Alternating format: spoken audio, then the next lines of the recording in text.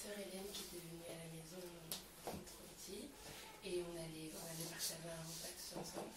Et j'avais dit à maman que je voulais savoir si, par exemple, quand on est à plusieurs et que quelqu'un prie, est-ce que c'est bien dans le Seigneur ou est-ce que ça se fait de, par exemple, vouloir rajouter une prière sur le même sujet alors que quelqu'un a déjà prié?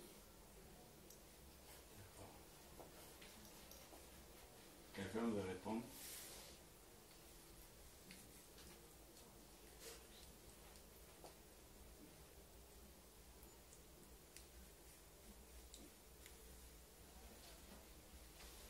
La prière, elle est inspirée comment? Par Dieu. Voilà.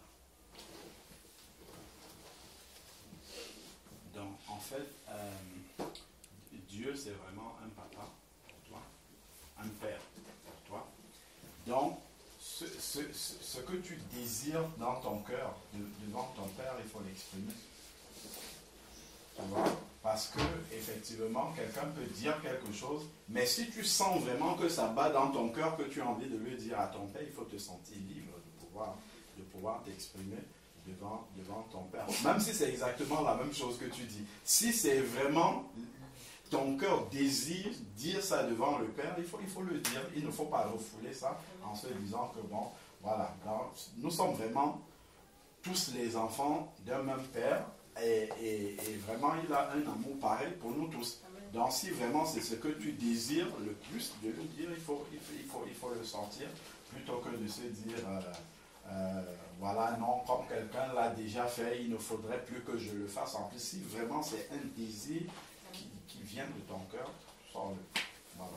Bon, après, maintenant, il ne faut pas tomber dans l'autre extrême, de dire que, bon, même s'il a déjà dit, il faut absolument que moi aussi je dise, pour que je sois sûr que Dieu a bien entendu. Tu vois, c'est l'autre extrême vers laquelle il ne faut pas tomber. Si quelqu'un a déjà dit c'est clair et que tu trouves que c'est clair, c'est bon, on s'arrête là. Mais si vraiment c'est un désir que tu sens dans ton cœur, il faut le dire.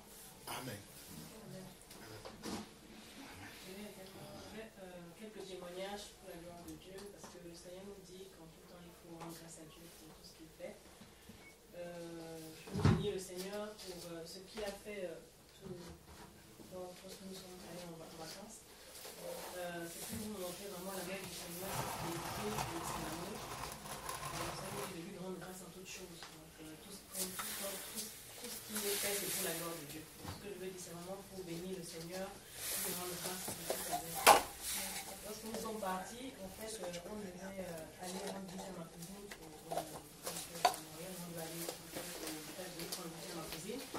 et quand on prenait le bus est très long, donc, parce qu'il s'arrête à tous les arrêts et tout. Alors, nous sommes arrêtés à 13h, à un moment, on s'est arrêté, c'était le terminus, on attendait un autobus qui nous conduisait aux États-Unis, mais on avait faim.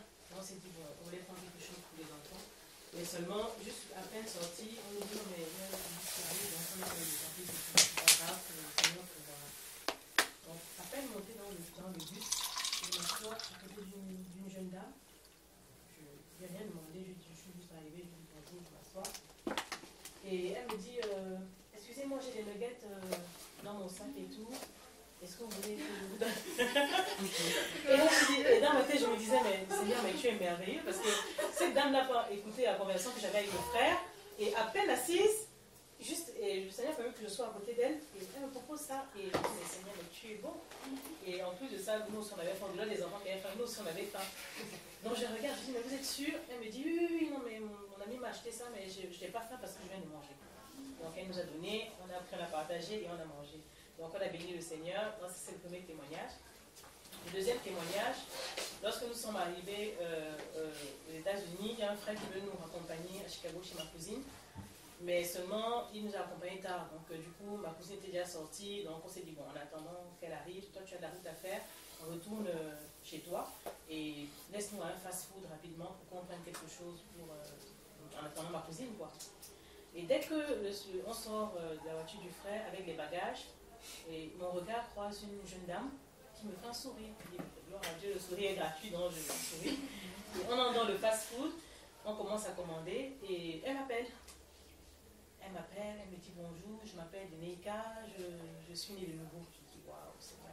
À peine arrivée, la première personne que tu mets sur mon chemin, c'est une chrétienne à qui je ne demande rien, mais qui me dit qu'elle est née de nouveau.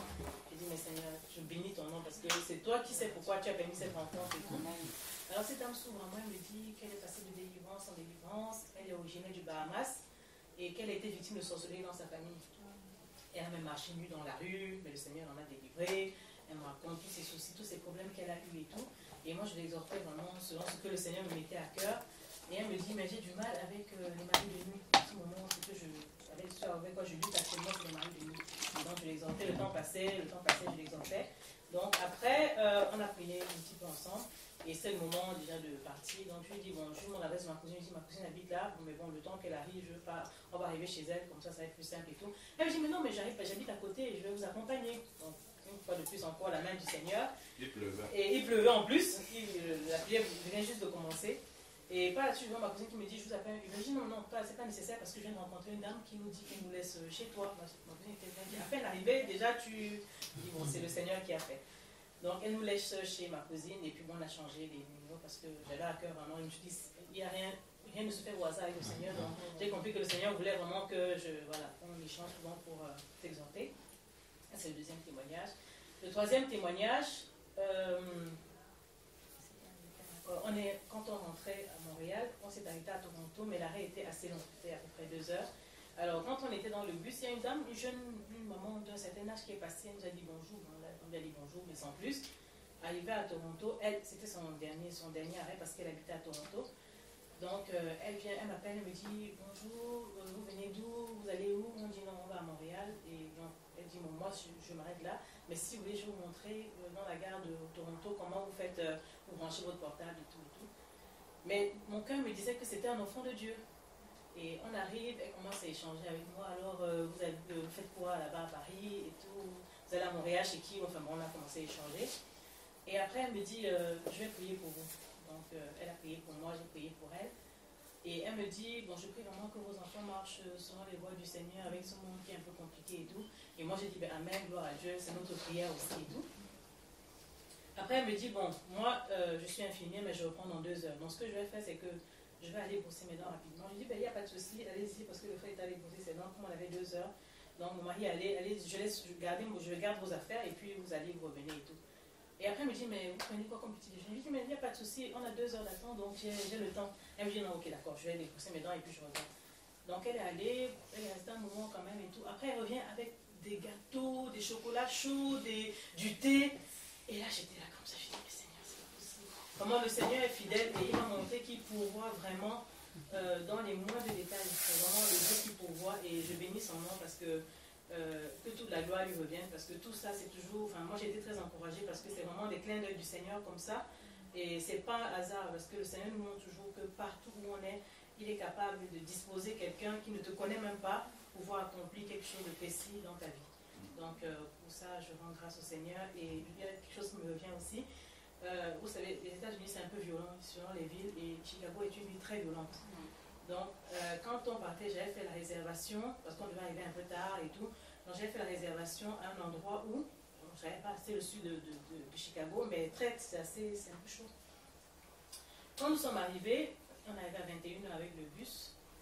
On s'est dit, bon, qu'est-ce qu'on fait? Je me suis dit, bon, si on prend le bus, j'ai regardé tout, j'ai déjà tout regardé ici, donc le bus qui devait nous amener là-bas et tout. Et pendant qu'on attendait, le bus était à son terminus, il devait partir genre 15 minutes après. Donc, après, il y a un monsieur qui nous approche, un taximan. Est-ce que vous voulez prendre un taxi? On dit non, ça va aller, on attend le bus et tout. Il me dit, mais montrez-moi quand même l'adresse où vous allez et tout. Je dis, bon, ça me coûte rien, donc je vais montrer. Et puis il me dit, c'est un conseil que je vous donne, mais vous n'êtes pas obligé de venir avec moi.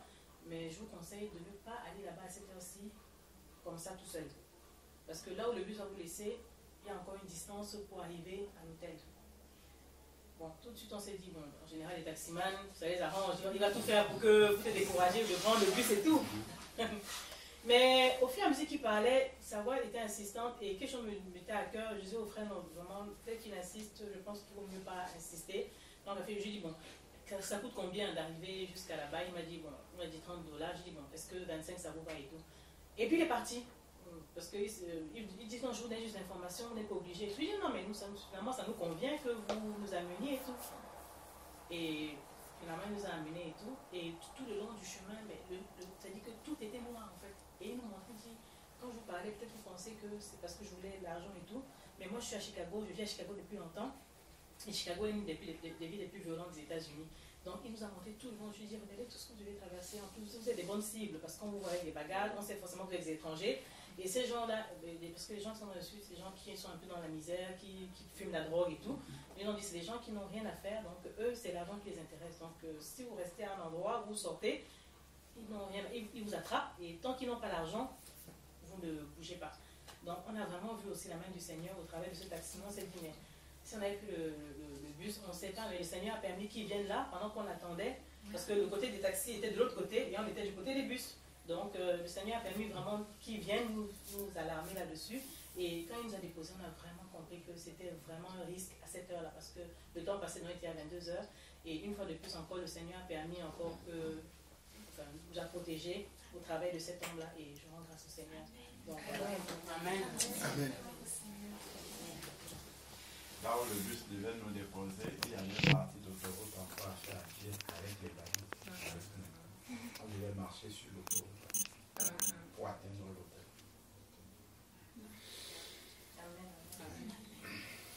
Et aussi, si je peux rajouter quelque chose, c'était juste pour...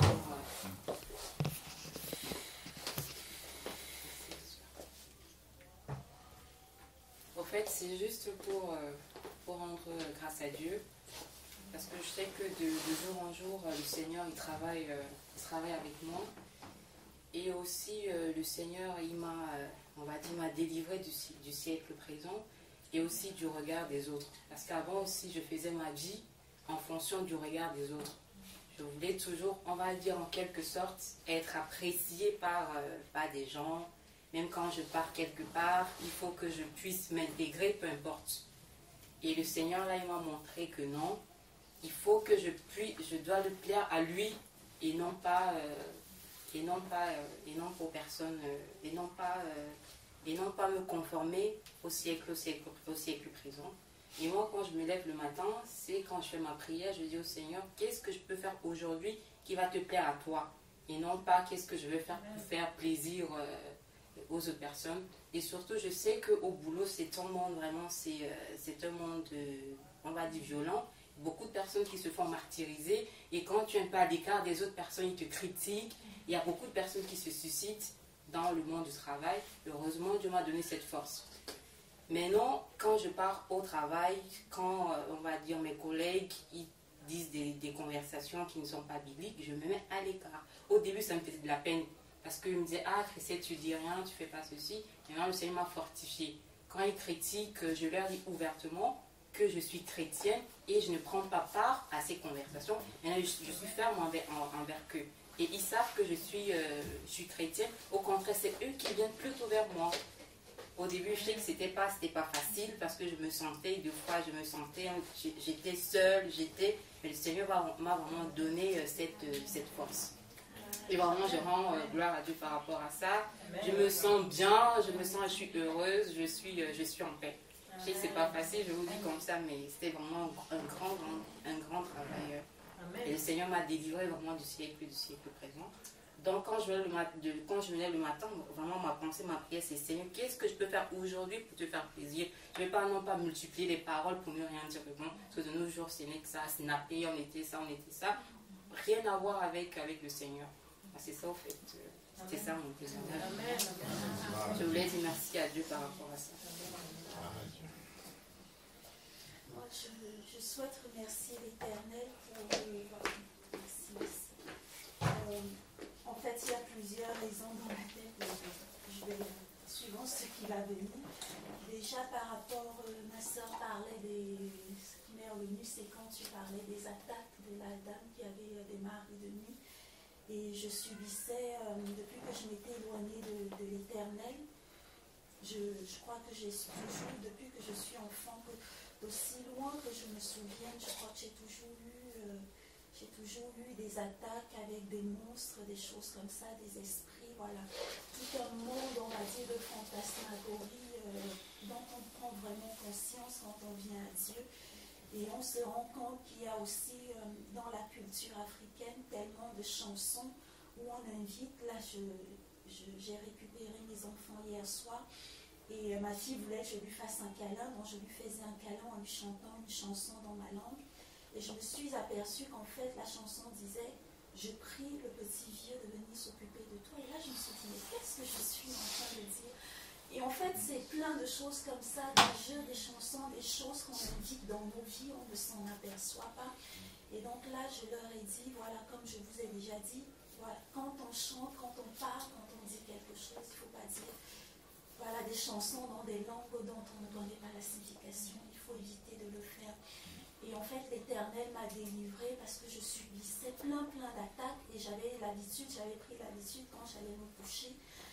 Je finissais de prier et après je faisais des remontrances à mon âme. Voilà, je lui disais, voilà, tu connais la volonté de Dieu, il ne faut pas faire ceci, il ne faut pas faire cela, il ne faut pas t'énerver, il ne faut pas taper. Voilà, des tas de choses, il faut éviter. Si tu vois un esprit qui vient te dire l'épouser ou des choses comme ça, il faut fuir. Et je lui faisais vraiment des remontrances en me disant, voilà, moi je ne suis plus en possession à ce moment-là, donc c'est à toi de prendre le relais.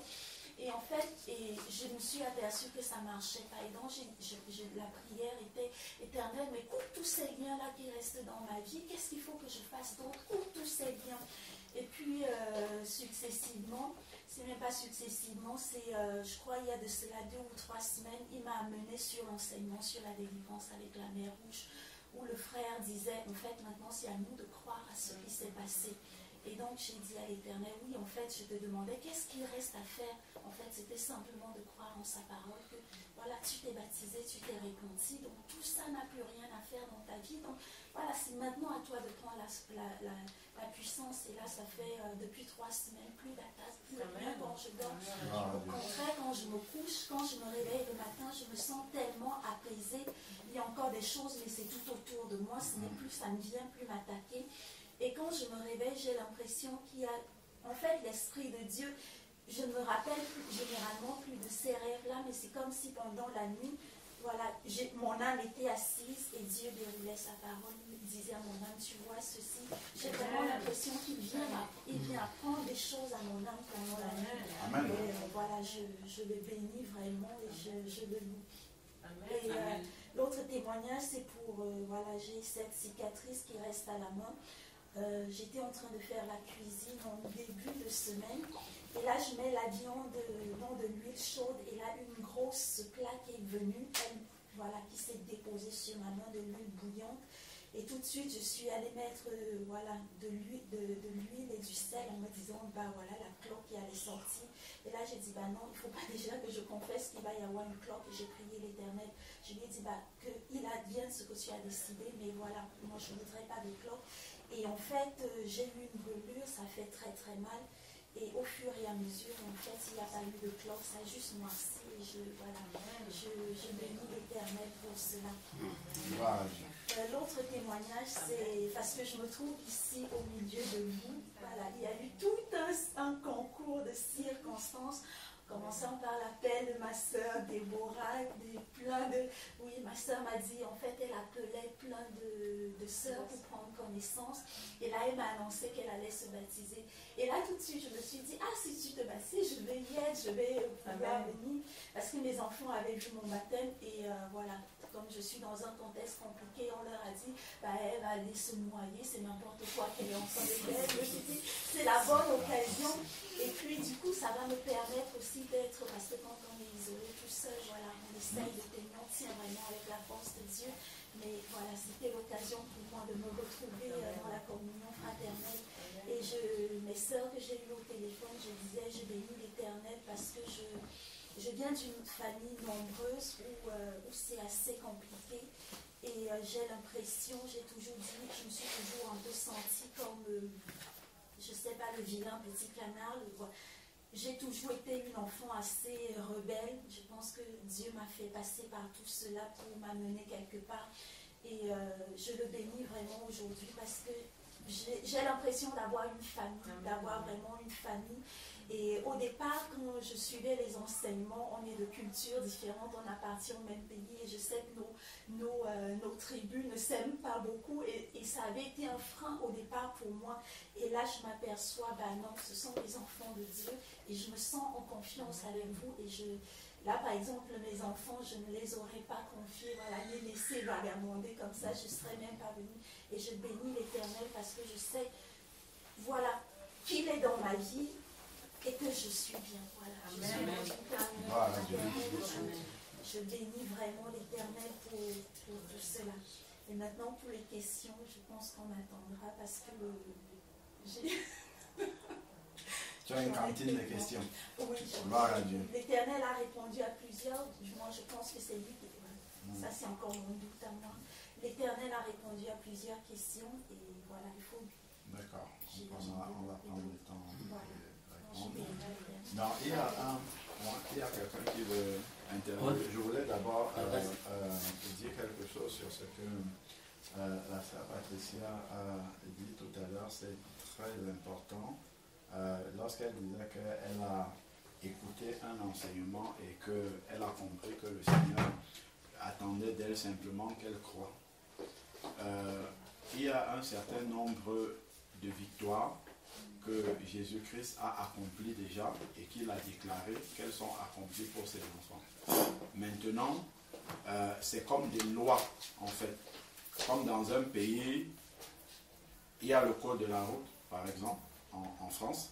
Donc, on doit respecter le feu rouge. On ne doit pas passer en tant qu'automobiliste. Mais est-ce que c'est pour autant que tout le monde respecte? Il y en a qui violent le feu rouge. Donc, il y a des lois, par exemple, il ne faut pas aller cambrioler, il ne faut pas aller prendre de l'argent dans une banque, je vais dire ça live comme ça, il ne faut pas aller prendre de l'argent dans une banque sans demander. Non, normalement. Mais il y a quand même des cambrioleurs qui le font, ils n'obéissent pas à la loi. C'est la même chose avec les lois de Dieu. Donc, le Seigneur a dit que tu es délivré, nous tous, nous sommes délivrés, Marie de nuit, tous les esprits là, nous sommes délivrés. Mais ça n'empêche pas que Satan va essayer de violer cette loi-là. Donc si maintenant on le laisse violer cette loi-là, si la banque ne prend pas les dispositions pour se protéger, ce n'est pas parce que la loi interdit le cambriolage que ça ne va pas marcher. Le cambrioleur vient, il va cambrioler, il va entrer, il va casser, et ainsi de suite. C'est à la banque de mettre les barricades, de mettre les vidéosurveillances, ainsi de suite, pour faire respecter cette loi-là. Donc c'est à nous maintenant, avec l'autorité que Dieu nous a donnée, de dire à Satan, tu n'as rien à faire ici. Maintenant, je suis un enfant de Dieu, j'ai reçu l'autorité du Seigneur. Si avant tu venais essayer de me singer et tout ça, tu n'as plus rien à faire dans ma vie, tu pars maintenant. Donc, je me rappelle encore du témoignage d'une sœur qui était arrivée de la Belgique. Pareillement, elle était catholique d'abord avant, elle avait eu les problèmes de mari de nuit, tout ça. Elle avait même été, quand elle était catholique, elle comprenait pas ce que c'était. Et puis un jour sur Internet, elle avait entendu un pasteur parler de ça. Et lorsque le pasteur est venu dans une autre ville, à Bruxelles, elle a voyagé de sa ville pour aller assister au culte que ce pasteur-là donnait, juste pour le rencontrer à la fin et lui parler de son problème. Et puis, il avait dit à la sœur qui n'a pas le temps pour prier, donc qu'elle aille dans une église évangélique, on va lui expliquer ce que c'est.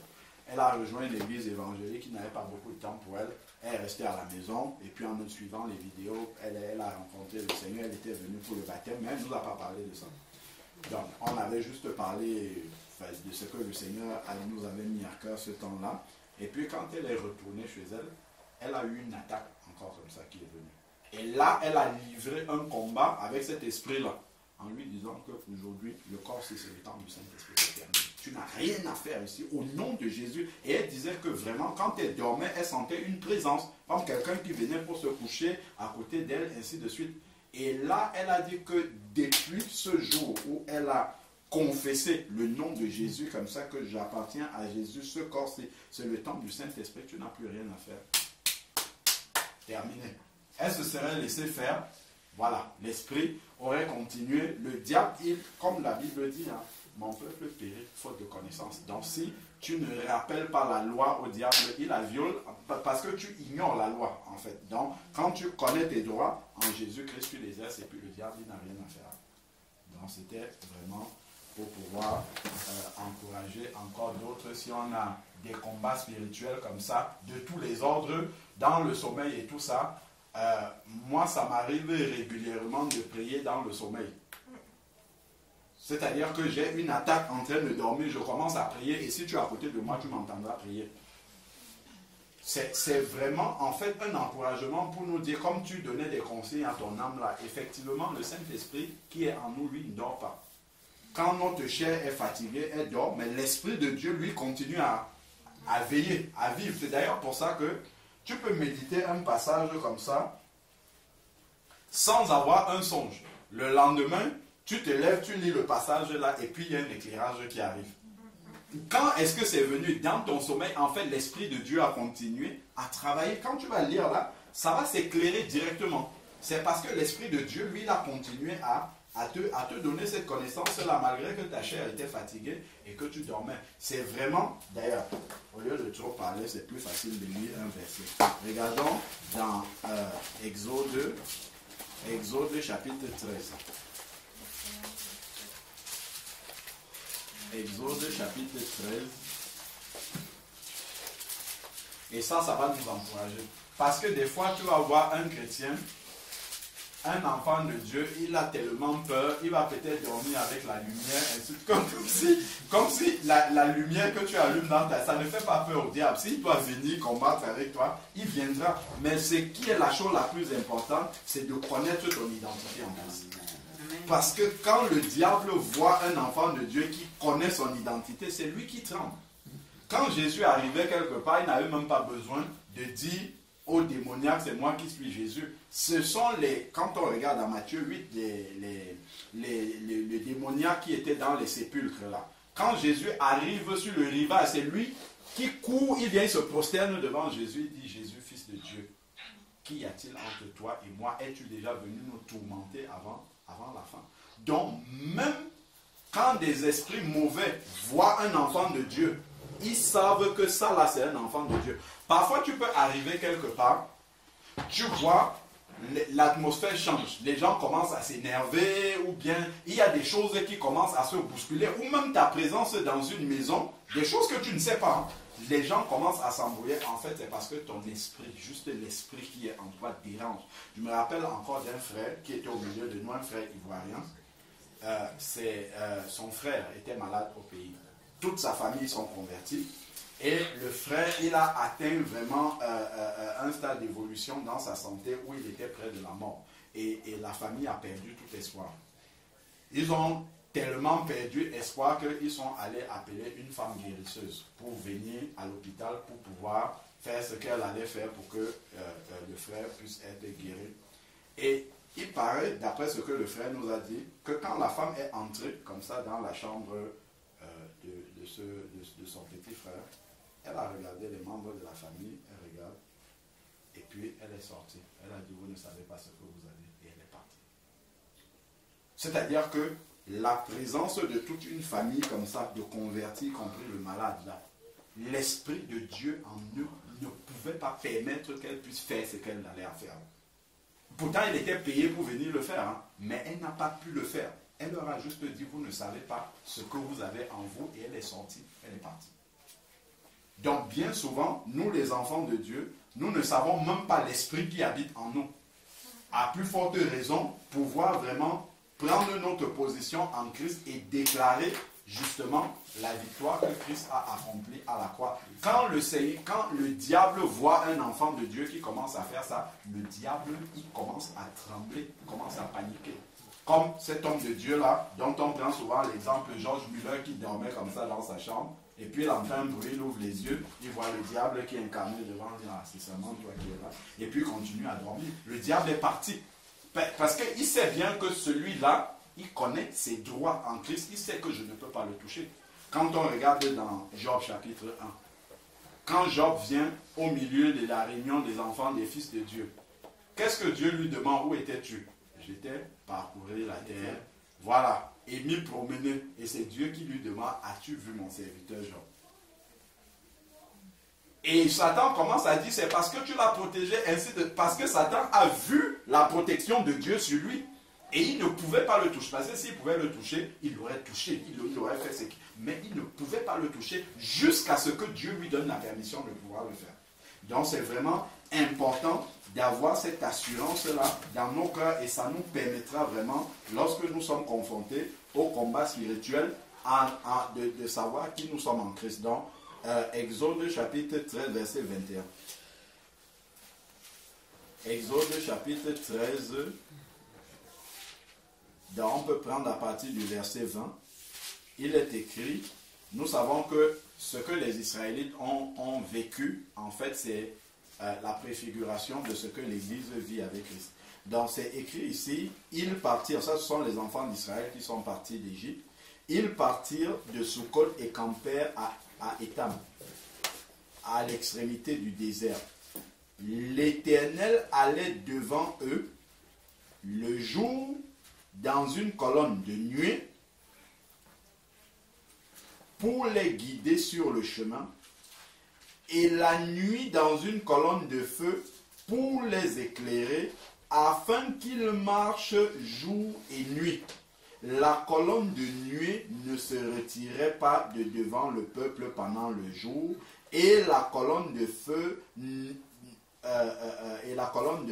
pendant la nuit. La colonne de nuée et la colonne de feu, c'est l'image du Saint-Esprit. C'est ce que 1 Corinthiens chapitre 10 nous dit. Donc on comprend ici que jour et nuit, le Saint-Esprit ne se retire jamais. Donc, regardons ce que la colonne de feu a fait là. Allons maintenant dans Exode 14. Regardons ce qui se passe. Exode chapitre 14. On a lu ça vendredi. Je veux juste nous montrer un verset là.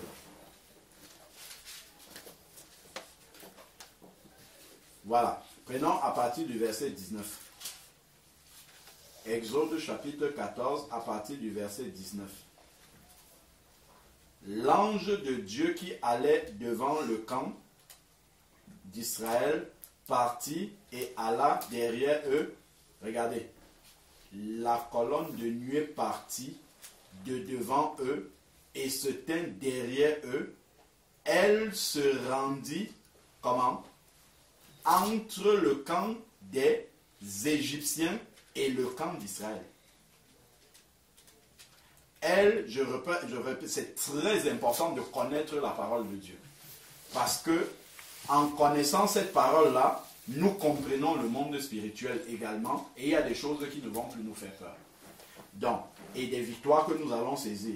Il est écrit ici, elle, la colonne de nuée là, la colonne de nuée partit de devant eux et se tint derrière eux.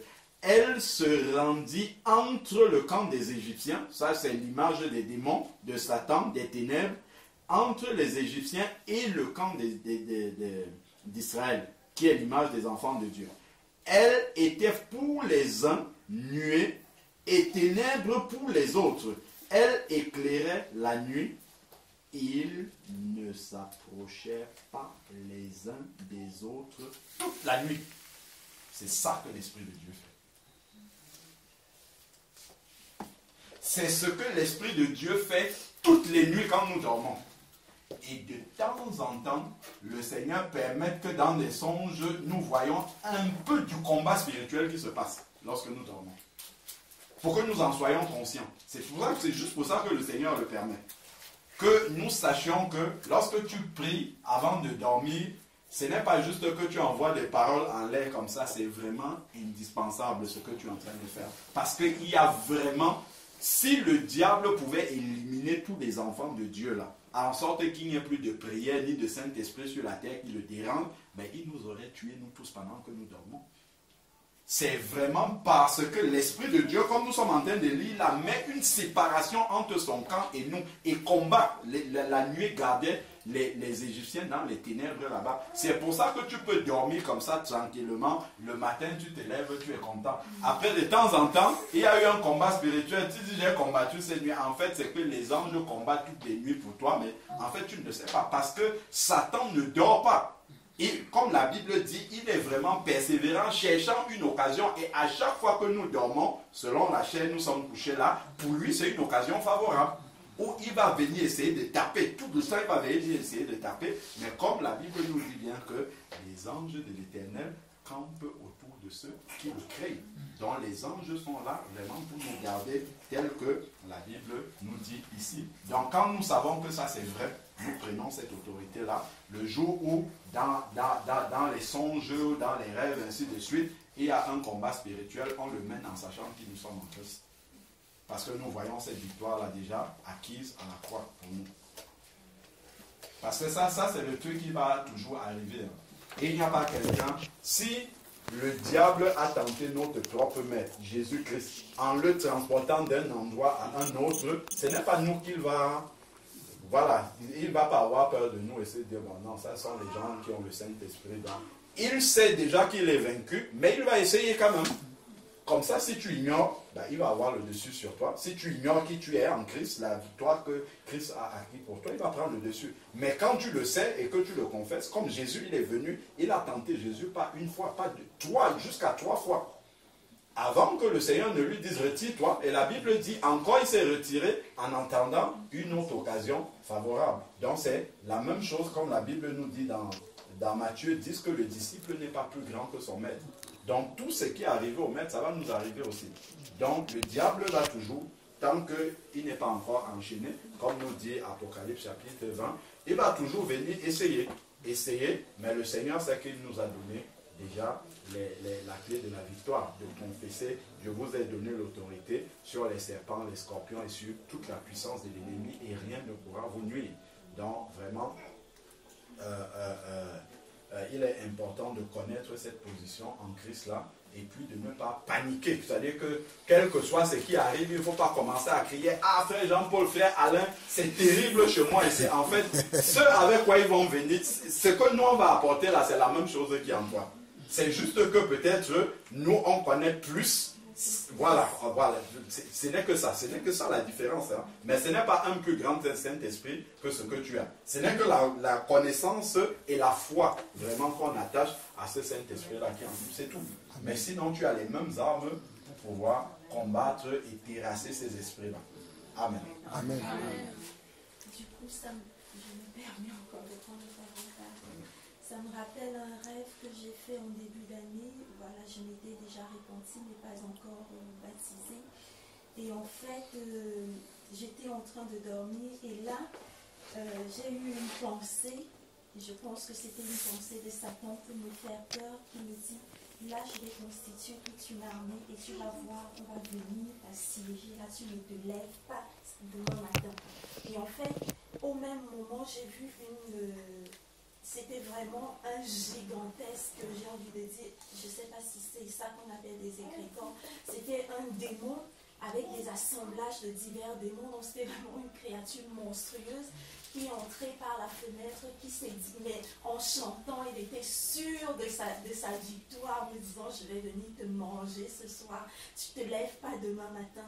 Et là, il s'avançait, tous ces démons-là qui le constituaient, ils s'avançaient vers moi, et là, j'ai commencé à pleurer. Mais c'était dans le rêve, je pleurais, et j'appelais Dieu, oh viens à mon secours, je pleurais. Et là, le dragon, le monstre, il est venu, il est monté sur mon lit. Au moment où il a voulu me toucher, et là, j'ai dit, au nom de Jésus-Christ. Et là, le truc a disparu comme par enchantement, et je me suis réveillée. Je me suis dit, mais mince, c'est vraiment la puissance du nom de Jésus. Amen. Amen. Amen. Amen. Amen. Et ça se voit même, enfin, je l'ai souvent entendu que même souvent des personnes qui ne sont pas enfants de Dieu, en danger, quand ils prononcent même seulement le nom de Jésus, parfois le diable il a peur, il part. Même des païens. À plus forte raison, quelqu'un qui a vraiment reçu l'autorité comme enfant de Dieu d'appeler ce nom.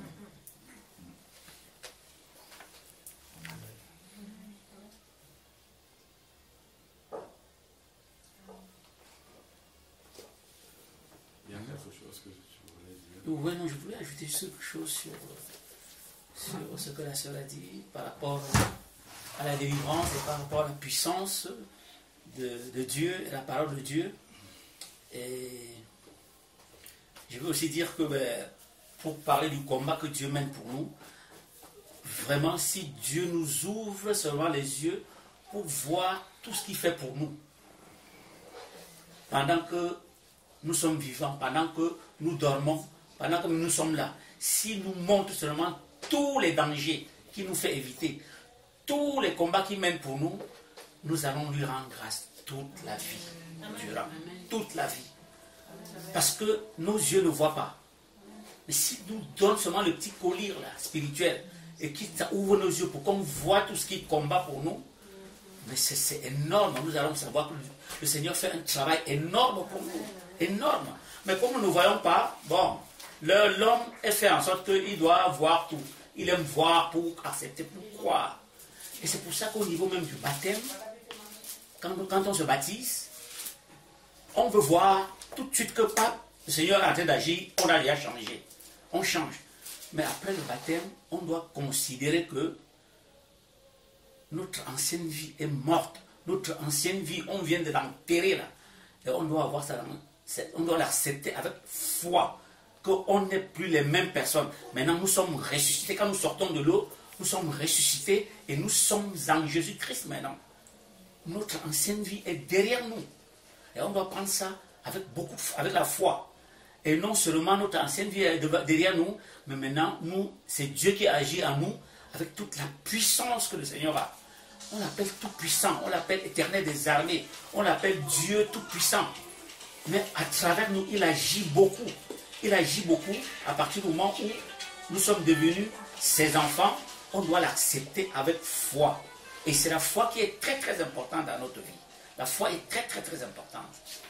Tant qu'il n'y a pas de foi dans la parole de Dieu, tant qu'il n'y a pas de foi dans ce que Dieu nous dit, tant que nous ne croyons pas vraiment à la parole de Dieu, Dieu ne va pas se manifester vraiment puissamment en nous. Il va nous laisser, voilà. Mais il faut avoir la foi en ce que nous faisons. Il faut avoir la foi au Père. Parce que je disais encore à ma soeur aujourd'hui que nous avons notre papa à la maison. Nous dormons tranquille. Nous avons notre papa dans la vie de tous les jours. Nous dormons tranquille parce que nous savons que papa, il va nous donner à manger. On ne se casse pas la tête. Nous dormons tranquille parce qu'on sait que papa va s'occuper des petits détails et tout. Mais nous avons le grand papa, le Père, le roi des rois, le Seigneur des seigneurs avec nous.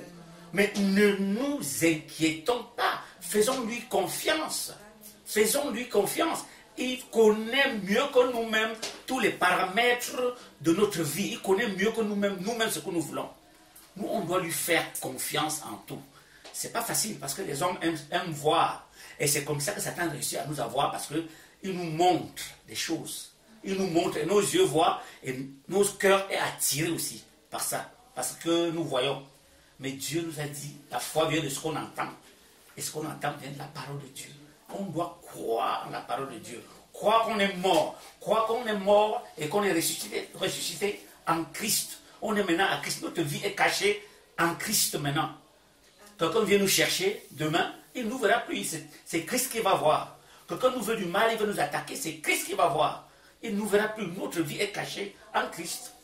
Donc vraiment, il faut qu'on accepte ça avec foi. Que le Seigneur, c'est le Tout-Puissant. Nous sommes morts. Notre ancienne vie est morte. Ne nous culpabilisons plus que j'avais fait ceci dans le temps, j'étais comme ci, j'étais comme ça. C'est fini, c'est terminé, on a enterré. On a enterré cette vie-là. Maintenant, c'est une nouvelle vie qui démarre. Une nouvelle vie en Christ. Le moi ou le nous d'autres qui croyaient en Dieu, qui vivaient dans le péché et tout, qui est né des parents de chair, mais cette personne-là est morte. Nous sommes en Dieu aujourd'hui. Si on nous demande qui suis-je, si on me demande aujourd'hui qui suis-je, qui est-ce que je suis, qu'est-ce qu'on va dire? Maintenant, les hommes disent, je suis ceci par rapport à son rang social.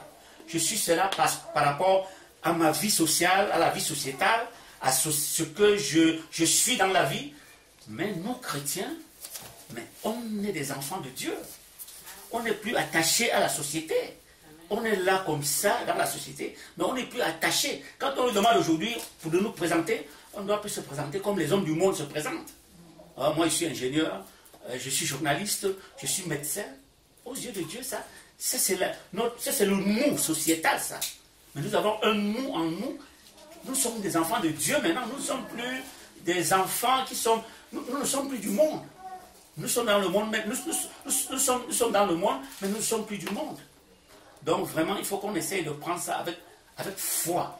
Prendre notre nouvelle vie avec foi. Ne pas chercher à voir les choses pour accepter, mais accepter ce que Dieu nous promet déjà dans sa parole. Accepter ce que Dieu nous dit déjà dans sa parole. C'est très, très, très important. Prendre ça avec foi. Et c'est quand on prend ça avec foi que, voilà, la manifestation sera visible par tout le monde. Mais si nous ne prenons pas la parole avec foi, nous allons agir n'importe comment, nous serons ballottés à gauche, à droite et tout. Voilà, c'est vraiment ce que j'avais à ajouter par rapport à ce que la sœur avait dit là. Amen. Amen. C'est vraiment touchant, édifiant, ce que tonton Nicanor est en train de dire. Quand il parlait, il y a une réflexion qui me venait à l'esprit, c'est que nos enfants ne nous ont jamais demandé papa, est-ce qu'on va manger demain? Juste ça, c'est-à-dire que ça ne leur traverse même pas l'esprit de s'inquiéter, est-ce que demain il y aura la nourriture, alors que peut-être c'est chaud, hein? Peut-être les parents ne savent pas, est-ce que vraiment il y a quelque chose à mais les enfants n'ont jamais posé cette question-là. Et ça montre vraiment une dépendance absolue en fait aux parents, alors que ce sont des parents faillibles. C'est les parents qui peuvent tomber malades, c'est les parents qui peuvent perdre leur revenu, leur emploi, et pourtant les enfants ont c'est pour cette raison-là, enfin c'est pour cette raison en tout cas, entre autres, le Seigneur nous donne une bonne image quand il nous dit si vous ne vous convertissez pas jusqu'à devenir comme des petits enfants, en fait vous n'êtes pas digne d'être mes disciples. Parce que le Seigneur attend vraiment un abandon total, complet. Et comme tonton Nicanor dit, le problème c'est que l'homme a d'abord été conçu dans la chair et habitué à voir les choses, et attacher sa confiance à ce qu'il voit. Mais dès l'instant qu'on ne voit pas les choses, et c'est avec ça que le diable va nous avoir beaucoup. C'est écrit dans Ephésiens chapitre 6 parmi les armes spirituelles. C'est écrit, prenez le bouclier de la foi avec lequel vous pourrez éteindre, pas certains, il est écrit, tous les traits enflammés de l'ennemi. Parce que par la foi, si tu regardes la parole de Dieu, tu dis Dieu a dit ça, voilà, c'est la vérité, Satan c'est terminé. Parce que c'est vraiment par la foi dans la parole de Dieu que Jésus il a vaincu Satan lorsque Satan est venu dans le désert. Il est écrit ceci et il ne discute plus avec Satan. Il est aussi écrit ça, il ne discute plus avec lui. C'est fait et Satan lui-même, on voit que Satan n'a pas argumenté avec Jésus-Christ. Parce que Satan connaît aussi la parole. D'ailleurs, il la cite aussi hors contexte. Il la connaît. Donc, quand on lui rappelle la parole, il sait qu'il doit simplement obéir. Et quand on regarde dans Apocalypse chapitre 20, lorsqu'on donne beaucoup de, comment dire, beaucoup d'autorité à Satan, quand on regarde Apocalypse chapitre 20, moi ça m'impressionne souvent quand je lis ça. C'est un ange qui est venu enchaîner Satan. Ce n'est même pas Jésus qui est venu pour faire. C'est un ange comme ça qu'on a envoyé et Satan n'a rien fait parce qu'il ne peut rien faire. Il n'a vraiment rien fait. L'ange est venu, on va t'enchaîner pour 1000 ans. Tu vas aller dans la Bible. Il n'a rien fait. Si vraiment il avait la puissance, l'autorité de pouvoir répondre, il aurait riposté. Et là, ce ne sont pas des démons, c'est Satan lui-même. Il a été enchaîné par un ange. L'ange est venu, c'est écrit dans Apocalypse 20. L'ange est venu, l'ange l'a attaché, on va te mettre dans l'abîme là-bas et tu vas y rester pour 1000 ans. Et il n'est pas sorti. S'il pouvait sortir, il n'est pas sorti. Donc, ça montre vraiment l'autorité que le Seigneur a par rapport au diable. Et cette autorité-là, il nous l'a donnée également. Amen. Il nous l'a vraiment donné. C'est important de lire ces chapitres-là pour voir que l'homme, les anges n'ont pas été créés à l'image de Dieu. Est-ce qu'on sait ça? Regardons un peu la parole du Seigneur. C'est important vraiment d'être... que notre intelligence soit vraiment renouvelée pour qu'on sache réellement qui nous sommes spirituellement. Si vraiment les enfants de Dieu, nous savions nous réalisions et que notre pensée soit constamment renouvelée par rapport à cette réalité-là, de qui nous sommes en Christ. Et il y a beaucoup de choses pour lesquelles on ne devait même pas être dans l'inquiétude, dans l'embarras, ainsi de suite. Là, on parle beaucoup du diable. Regardons un peu, je crois que c'est dans 1 Corinthiens chapitre 6. 1 Corinthiens chapitre 6, ça c'est vite fait. 1 Corinthiens chapitre 6, il y a quelque chose qu'il dit là, et rapidement. C'est juste peut-être un bout de verset. 1 Corinthiens chapitre 6.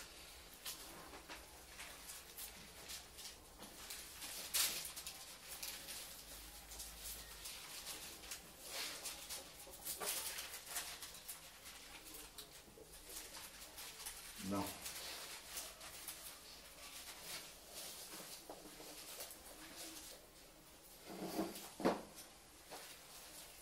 Dans 1 Corinthiens chapitre 6 verset 1, quelqu'un de vous, lorsqu'il a un différend avec son frère, ose-t-il plaider devant les infidèles et non devant les saints? Ne savez-vous pas que les saints que nous sommes jugeront le monde? Et si c'est par vous que le monde est jugé, serez-vous indigne de juger les affaires? C'est pas le contexte, le fond même qui m'intéresse, mais il y a des vérités là qu'ils disent. 1. Nous devons juger le monde. Et si c'est par vous que le monde est jugé, serez-vous indigne de juger les affaires de moindre importance? Ne savez-vous pas que nous jugerons les anges? Pour pouvoir juger les anges, en fait, ça veut dire que nous sommes dans la création de Dieu au-dessus des anges. Parce que nous avons été créés à l'image de Dieu, à sa ressemblance. Donc nous sommes au-dessus des anges. Bon, alors maintenant, ayant cette connaissance que nous sommes au-dessus des anges, lisons maintenant Apocalypse chapitre 20. Voilà. Apocalypse chapitre 20, verset 1. Comme le frère a dit. Apocalypse chapitre 20, verset 1. Puis je vis descendre du ciel un ange qui tenait la clé de l'abîme.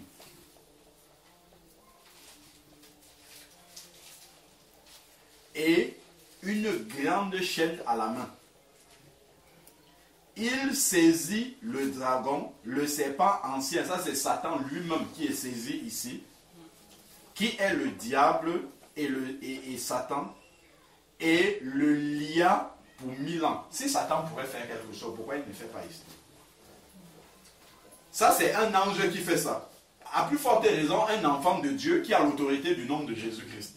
Ça c'est un ange qui fait ça à Satan lui-même directement, et Satan ne peut pas réagir. Donc il le lia pour 1000 ans et il le jeta dans l'abîme, qu'il ferma et scella au-dessus de lui, afin qu'il ne séduise plus les nations jusqu'à ce que les 1000 ans soient accomplis. Après cela, il faut qu'il soit délié. Donc, pour qu'il soit délié, on vient le délier. S'il avait la possibilité de se délier, il l'aurait fait. Il faut qu'il soit délié pour un peu de temps. Donc, nous voyons ici vraiment que si un ange a pu lier Satan, à plus forte raison, un enfant de Dieu qui vient avec l'autorité du nom de Jésus. Donc, quand un enfant de Dieu vient avec l'autorité du nom de Jésus, c'est comme si c'est Jésus, il vient avec le mandat de Jésus. C'est un peu comme, je ne sais pas, soit un huissier de justice. Il vient avec un mandat pour accomplir la loi.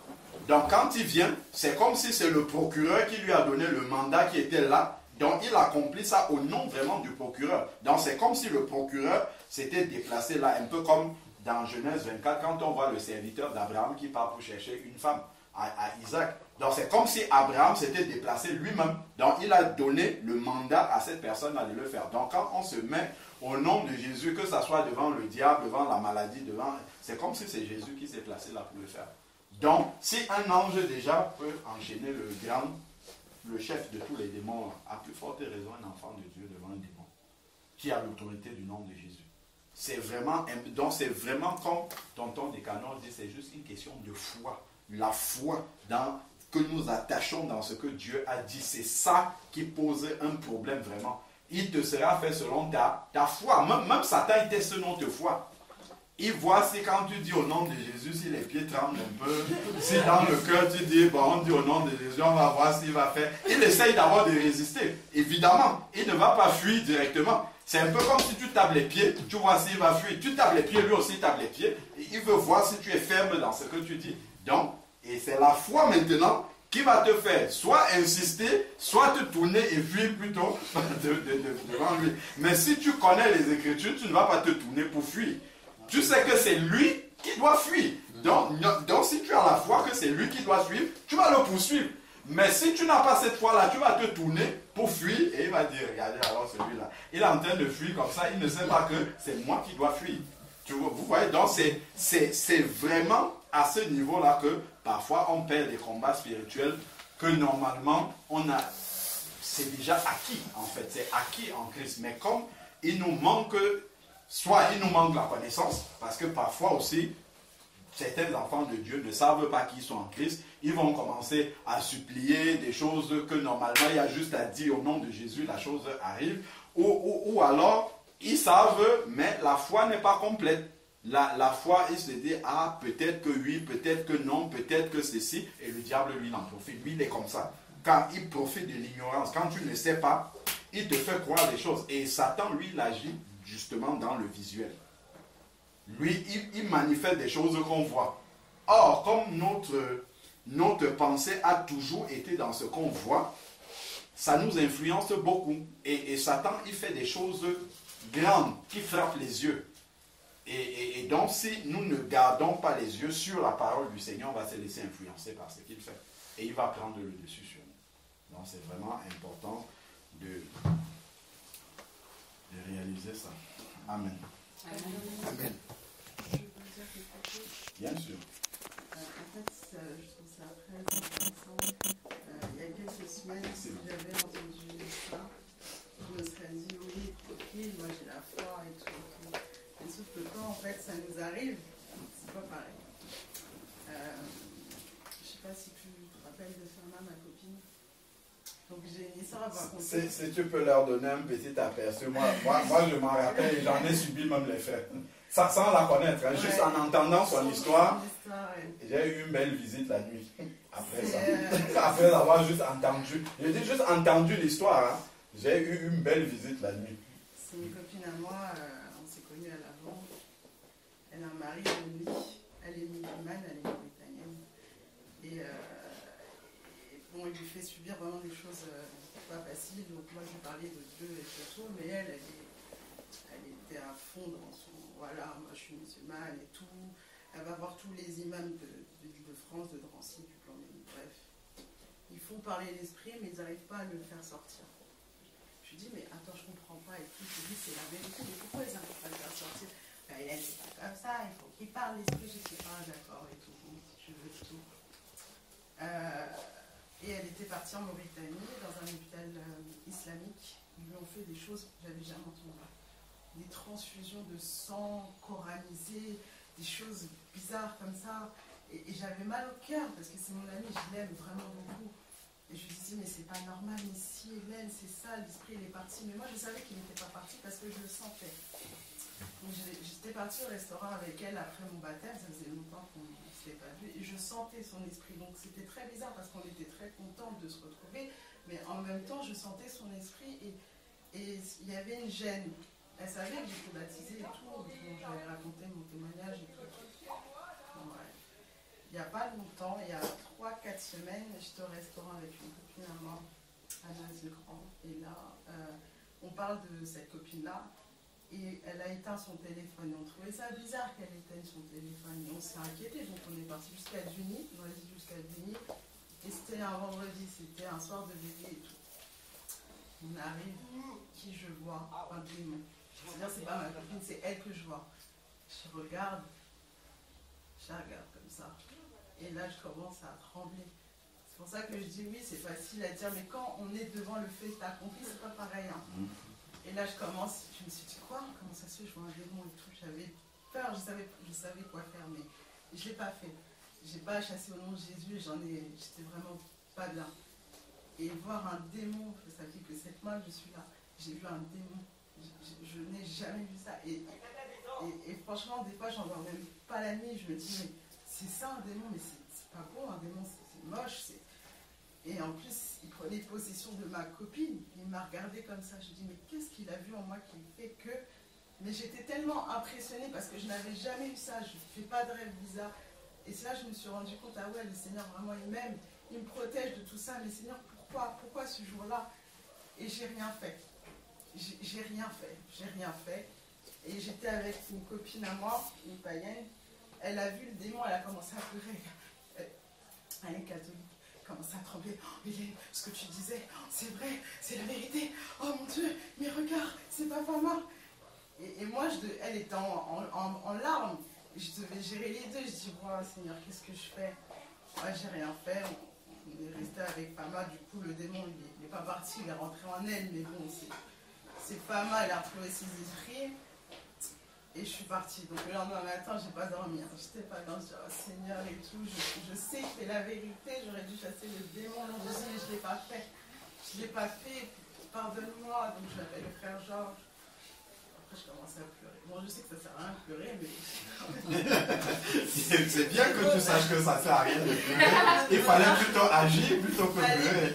Tout à fait. Donc, elle est partie en Mauritanie. J'ai aucune nouvelle. Je sais qu'elle est repartie dans son hôpital islamique. Bon, après, le Seigneur m'a consolé entre guillemets avec des miracles et tout. Un autre jour, je vous raconterai. Mais j'ai encore ça. Donc, vraiment, j'aimerais que vous priez pour moi, pour ma foi. Et franchement, voir un démon, on le voit, c'est pas pareil. Moi, quand je disais au début de ma conversion, je disais, ah ouais, tranquille, je vais le faire. Mais quand c'est devant, là, c'est pas pareil. Et voilà. Vous priez pour moi, vraiment. Dans cette situation-là, le parler en langue peut beaucoup t'aider. Beaucoup, énormément même. Énormément, ça peut beaucoup t'aider à vraiment te recharger rapidement et ne pas rester dans le visible, en fait. Parce que quand tu parles en langue, tu te charges rapidement et en fait, tu n'es pas... comment dire, tu es tellement connecté que ce qui est visible, qui est matériel, ne t'impressionne pas du tout. Tu vois, en fait, tu rentres dans une autre dimension spirituelle, vraiment, où peu importe ce qu'il y a autour de toi, là, tu es chargé pour affronter. Et c'est à ça, vraiment, que ça peut aider beaucoup. Donc, on va prier pour toi, pour ta foi. Moi, j'ai une petite question quand même. Oui. Parce que si, bon, en mettant justement le cas où la sœur, justement, elle se mettait justement à chasser ce démon-là, qui allait le retenir? C'est elle qui allait retenir la fille si elle se mettait à agiter partout? Comment ça allait se passer? Ah, mais là, c'est sûr, hein, obligé. Hein. C'est sûr. Parce que ma copine, elle ne pouvait pas faire ça. C'était la nuit, c'était vers 23h. Il y avait la baie, j'écoutais en plus en même temps. C'était chez toi? Ah non, c'était à Juni. Chez ta copine? Non, c'était dans la rue. On était dans la rue. C'était dans la rue.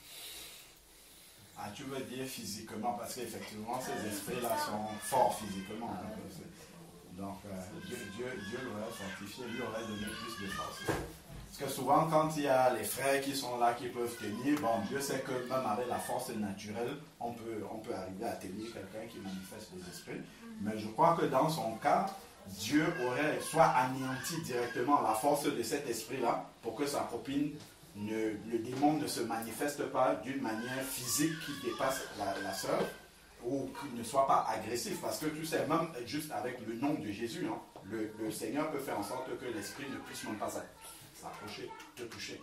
Donc, juste avec le nom de Jésus, l'esprit va rester, elle va peut-être manifester, parce que il y a plusieurs manifestations que j'ai déjà vues. Par exemple, des manifestations où quand l'esprit va commencer à se manifester, ça va se manifester par l'agressivité. La personne va se lever et foncer sur toi. Là, il faut vraiment la force pour tenir la personne.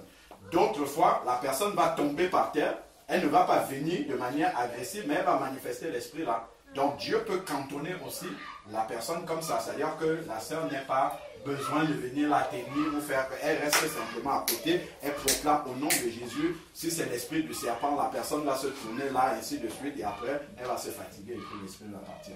Donc, je crois que vraiment, selon les circonstances comme ça, Dieu va vraiment venir au secours. Parce qu'il sait que là, il est seul physiquement. Donc, Dieu va vraiment bloquer déjà même la force physique de cet esprit-là pour qu'elle puisse y arriver. Je crois que c'est comme ça que le Seigneur pourrait opérer. Mais dans un premier temps, le nom de Jésus-Christ est très important. Dans tout ce qui peut arriver de mauvais qui vient de l'Est, qui vient de Satan, le nom de Jésus-Christ anéantit tout. Mais on a un Seigneur tout-puissant. On prononce seulement son nom, lui sait comment il va agir. C'est tout. On dit au nom de Jésus-Christ, il sait ce qu'il va faire. Lui seul sait ce qu'il va faire. Ne disons pas comment il va faire, comment je vais faire, comment. Non. Dis seulement Jésus-Christ et il sait ce qu'il va faire. Tu es seul. Quand tu es seul en face de cette personne, il sait comment il va agir. Donc si vous êtes nombreux, il sait comment. C'est lui Jésus qui sait comment il va agir. Mais c'est le nom de Jésus-Christ seul qui est très très très puissant. Tout puissant.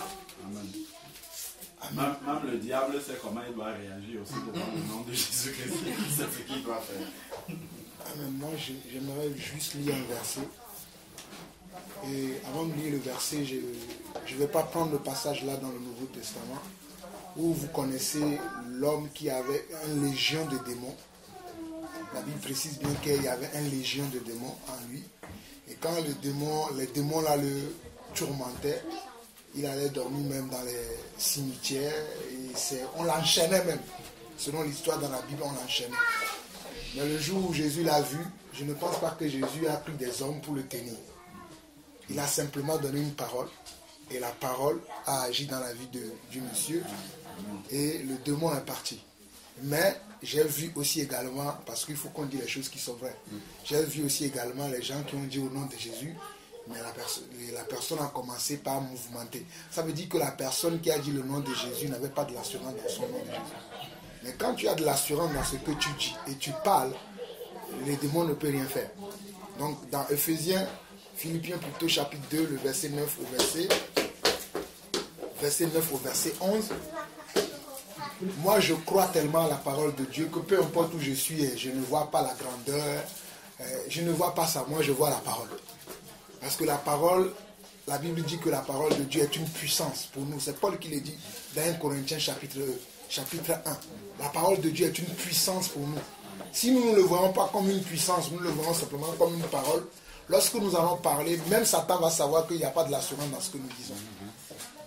Donc il ne va pas obéir. Mais on voit ici que c'est pourquoi aussi Dieu l'a souverainement élevé et lui a donné le nom qui est au-dessus de tous les noms, afin qu'au nom de Jésus, tout genou fléchisse dans les cieux, sur la terre et sous la terre, et que toute langue confesse que Jésus-Christ est Seigneur, à la gloire de Dieu le Père. Donc, c'est la confiance que j'ai dans la parole de Dieu, que j'ai dans le nom de Jésus. C'est cette confiance-là qui va faire que lorsque je vais parler avec une autorité, que le démon saura que, lui là, il ne parle pas comme tout le monde. Amen. Moi, je me rappelle que lorsque j'étais jeune dans la foi, et que je voyais, c'était une expérience que j'ai faite. Je voyais les gens qui chassaient les démons dans l'église, ils attachaient les gens, les gens attachaient les personnes. Mais quand moi je venais, je parlais, les démons parlaient, ils disent, dites-lui que lui ne parle pas. Alors que les autres sont là, ils parlent depuis, moi je viens et dis, au nom de Jésus, le démon dit, dis-lui que lui ne parle pas. Parce qu'il sait que quand je parle avec autorité. Donc nous devons parler avec autorité parce que c'est une puissance que Dieu nous a donnée. Nous fait de savoir que le nom de Jésus, ce n'est pas le nom de Bouddha, de Mohamed, non. Le nom de Jésus, comme le frère Nicanor vient de le dire, c'est une puissance. Donc quand je parle avec autorité, avec assurance, afin que le démon sache que je sais qui je suis. Mais si je viens, je vais dire, bon, comme on m'a dit, moi aussi je vais dire, pour voir ce que ça va faire, le démon sait. Tout à fait, exactement. Il sait que tu n'as pas d'assurance, tu veux dire pour voir. Mais si tu sais que quand tu vas dire, il y a quelque chose qui va se produire, dès que tu vas parler, même si les démons, tu peux même leur donner. Tu pars calme. Moi je l'ai déjà fait. Tu pars calmement, s'il te plaît, vas-y, pars calmement. Au nom de Jésus, pars calmement. Il va partir calmement. Mais si tu n'as pas de l'assurance, tu commences à dire, bon, je vais faire comme ça. Tout dépend de comment tu dis la chose et dans ton état, l'état dans lequel tu es. C'est à ce moment-là que le démon pourra t'obéir. Donc, prenons vraiment confiance en nous-mêmes, mais pas en nous parce que c'est nous qui pouvons faire quelque chose. Souvenons-nous de tout à l'heure, Apocalypse 12, verset 11. Ils l'ont vaincu à cause du sang de l'agneau. le sang de l'agneau a déjà vaincu le diable et tous les démons qui sont avec lui. Donc quand je viens devant une personne qui est possédée, qui est un démon, moi je prends assurance par rapport à ce que Jésus a déjà fait. Amen. Donc moi je viens dans le nom de Jésus et je parle. Souvent nous parlons des ambassadeurs. Si on envoie l'ambassadeur de la France au Cameroun, il ne va pas aller au Cameroun quand il va voir les Français. Il va dire, bon, je vais demander à Sarkozy, ou bien bon, à Macron si je peux faire ça. Non, il sait qu'il est ambassadeur. Il vient, il va prendre l'autorité là, tu viens, il va te parler en tant qu'ambassadeur de la France au Cameroun. Nous sommes des ambassadeurs de Dieu pour amener le royaume de Dieu partout où nous allons. Si les apôtres l'ont manifesté, nous pouvons le manifester. Lorsque les apôtres arrivaient à un endroit, de la même manière que lorsque Jésus arrivait dans un endroit et que les démons avaient peur, c'est la même chose que les démons avaient lorsqu'il y avait encore certains apôtres qui avaient vécu avec Jésus sur terre. Et la même onction qui était sur les apôtres est sur nous aujourd'hui parce que nous avons reçu l'Esprit. Donc pourquoi nous doutons? Donc ne doutons plus. Prenons de l'assurance et parlons avec assurance. Amen. Amen. On peut lire une expérience ici dans Actes chapitre 19, justement par rapport à l'autorité. Actes chapitre 19, verset 13 et suivant. Actes chapitre 19, verset 13. Donc, il est dit ici que quelques exorcistes juifs ambulants entrepris d'invoquer sur ceux qui avaient des esprits mauvais le nom du Seigneur Jésus-Christ. Donc, ça, ce ne sont pas des enfants de Dieu. Ils n'ont pas reçu le mandat de pouvoir invoquer ce nom-là, mais ils vont quand même aller essayer. Tu vois, et c'est écrit ici en disant, je vous adjure par Jésus, celui que Paul prêche. Si j'ai tenu à lire ce passage, c'est quand le frère a dit, parce que bon, nous on n'est pas exorcistes, on le sait, mais il dit ici celui que Paul prêche. Donc, ça m'a alerté quand le frère a dit, si tu vas aussi essayer parce qu'on te l'a dit. Tu vois, c'est ça. C'est-à-dire ça, même si tu as cette autorité-là, et que tu parles simplement parce que tu as entendu des frères dire ça, ou bien, voilà, et que tu n'as pas cette assurance-là personnellement que moi aussi je l'ai reçu parce que l'Esprit de Dieu est en moi, ben, le diable va en profiter. Il va vraiment en profiter. Et ici, qu'est-ce qui s'est passé avec les exorcistes là? Je vous adjure par Jésus, celui que Paul prêche. Il précise bien, parce qu'il a entendu parler du vrai Jésus. Pourquoi il dit celui que Paul prêche? Parce qu'il sait que Paul là, lui, il a le mandat, et le diable sait aussi que Paul a le mandat. Donc, il dit celui que Paul prêche. Ça, c'est quand tu... Voilà, je t'adjure au nom de Jésus que le frère Jean-Paul prêche. Parce que tu vois que lui, il a de l'assurance. Donc, tu dis par rapport à son assurance à lui, mais cette assurance-là, elle doit être en toi. Directement. Et c'est ça qui fera peur à l'ennemi. Donc, ici, je t'adjure au nom de Jésus que Paul prêche. Ceux qui agissaient ainsi... Donc, ceux qui agissaient ainsi étaient 7 fils d'un certain Séva, un principal sacrificateur juif. C'était même un sacrificateur, les fils d'un sacrificateur. L'esprit mauvais leur répondit. Donc, l'esprit mauvais peut répondre.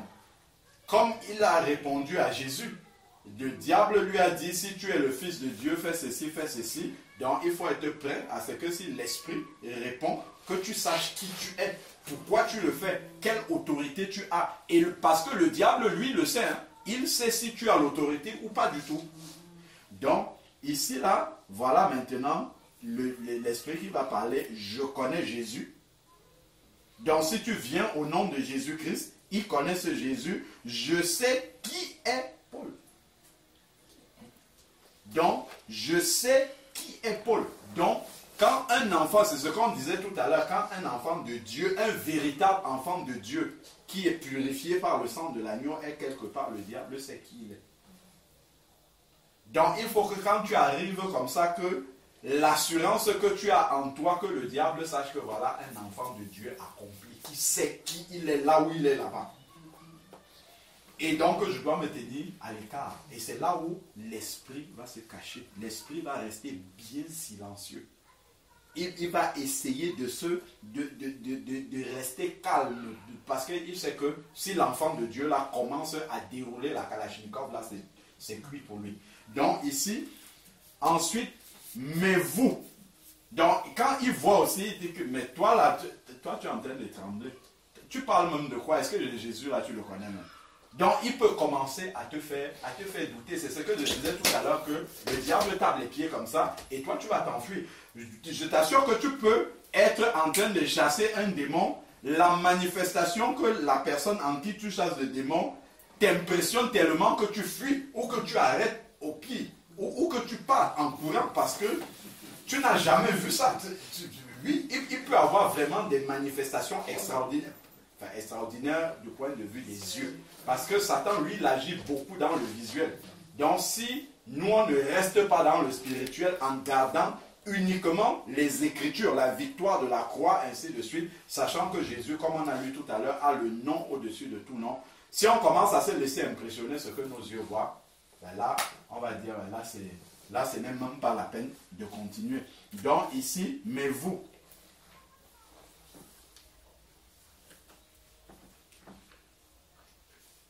Alors, donc ici, l'esprit mauvais répondit, je connais pas Dieu. Donc, mais vous, qui êtes-vous?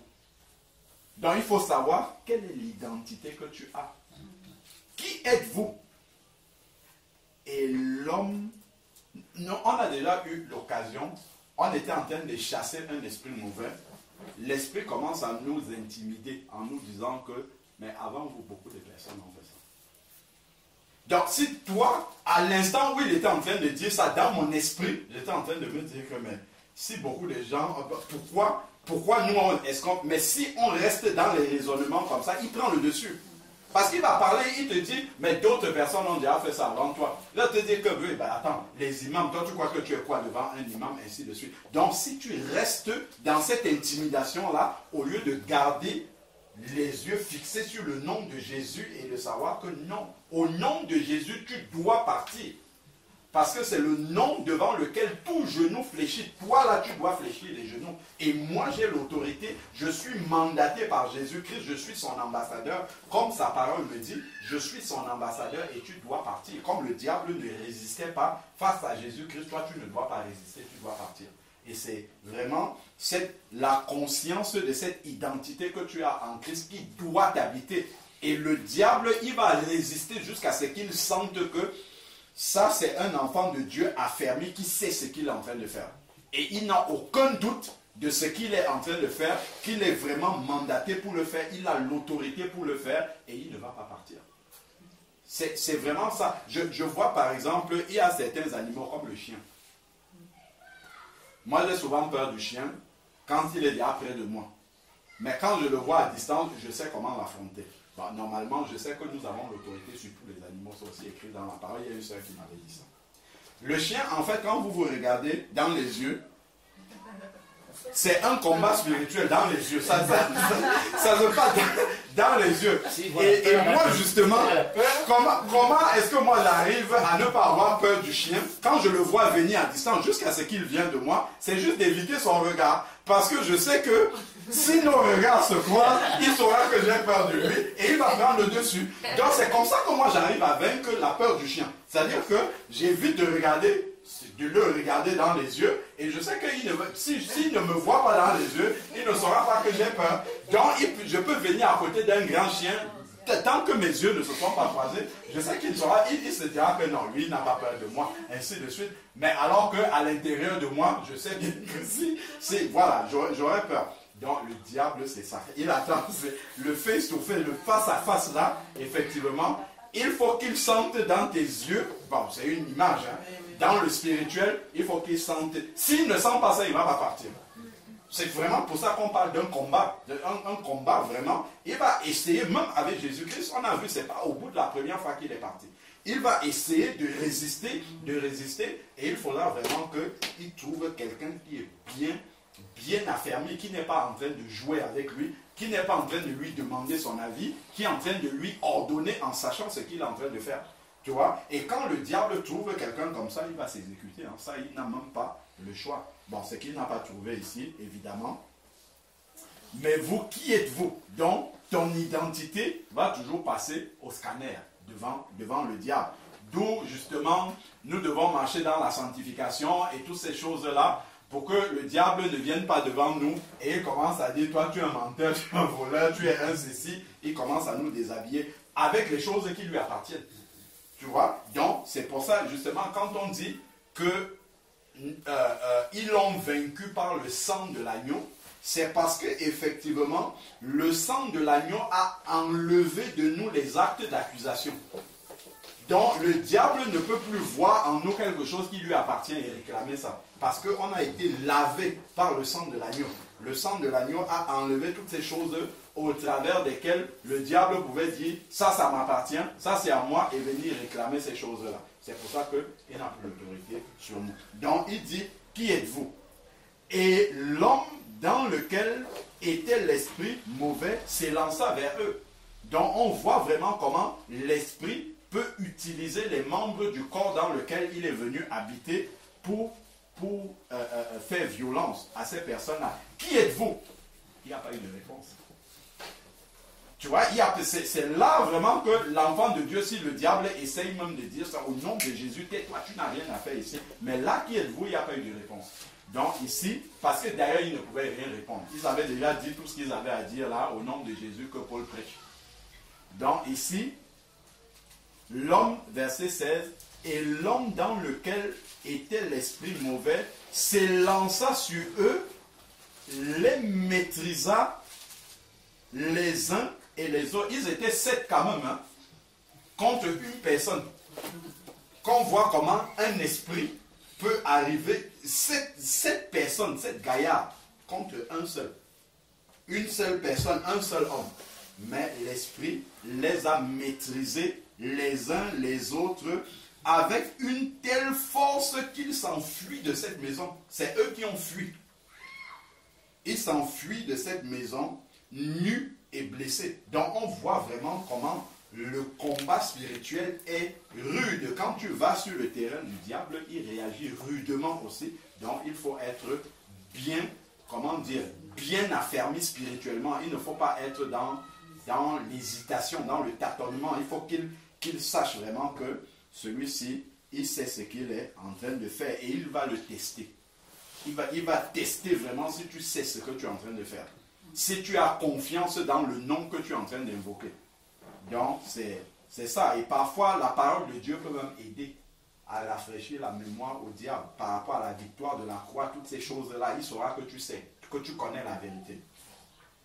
Et ça, c'est important parce que la parole de Dieu, quand tu dis ça au diable, comme devant Jésus, tu dis cette parole-là au diable, il sait qu'il doit obéir à cette parole-là. Et cela fut connu de tous les Juifs et les Grecs qui habitaient à Éphèse, et la crainte s'empara de tous. Et le nom du Seigneur Jésus fut exalté. Dans la prière qu'on va faire pour toi, on va faire cette prière-là, mais c'est à toi qu'appartient le plus grand travail. Parce que, effectivement, le nom de Jésus ne peut pas être plus grand qu'il ne l'est déjà. Maintenant, c'est ta confiance dans ce nom-là qu'il faut travailler, dans l'intimité, puisque tout à l'heure, par exemple, tu confessais les miracles que le Seigneur a fait. Tous ces miracles-là, c'est vraiment pour faire grandir ta confiance dans le Seigneur et que ton cœur soit vraiment affermi dans la puissance de ce Seigneur-là. S'il a accompli de tels miracles, ainsi de suite, voilà, devant cet esprit-là, je dois connaître l'esprit qui est en moi. Comme il est dit dans la parole, celui qui est en nous est plus grand que celui qui est dans le monde. Donc, plus tu vas mettre ta confiance, méditer la parole, connaître la parole de Dieu, ça aide aussi beaucoup. Le fait de connaître la parole de Dieu et attacher vraiment sa foi à cette parole-là, ça va enlever, en fait, parce que je crois en fait que c'est plus la découverte de l'esprit, de le voir manifester. En fait, ton esprit, ta pensée est restée dessus.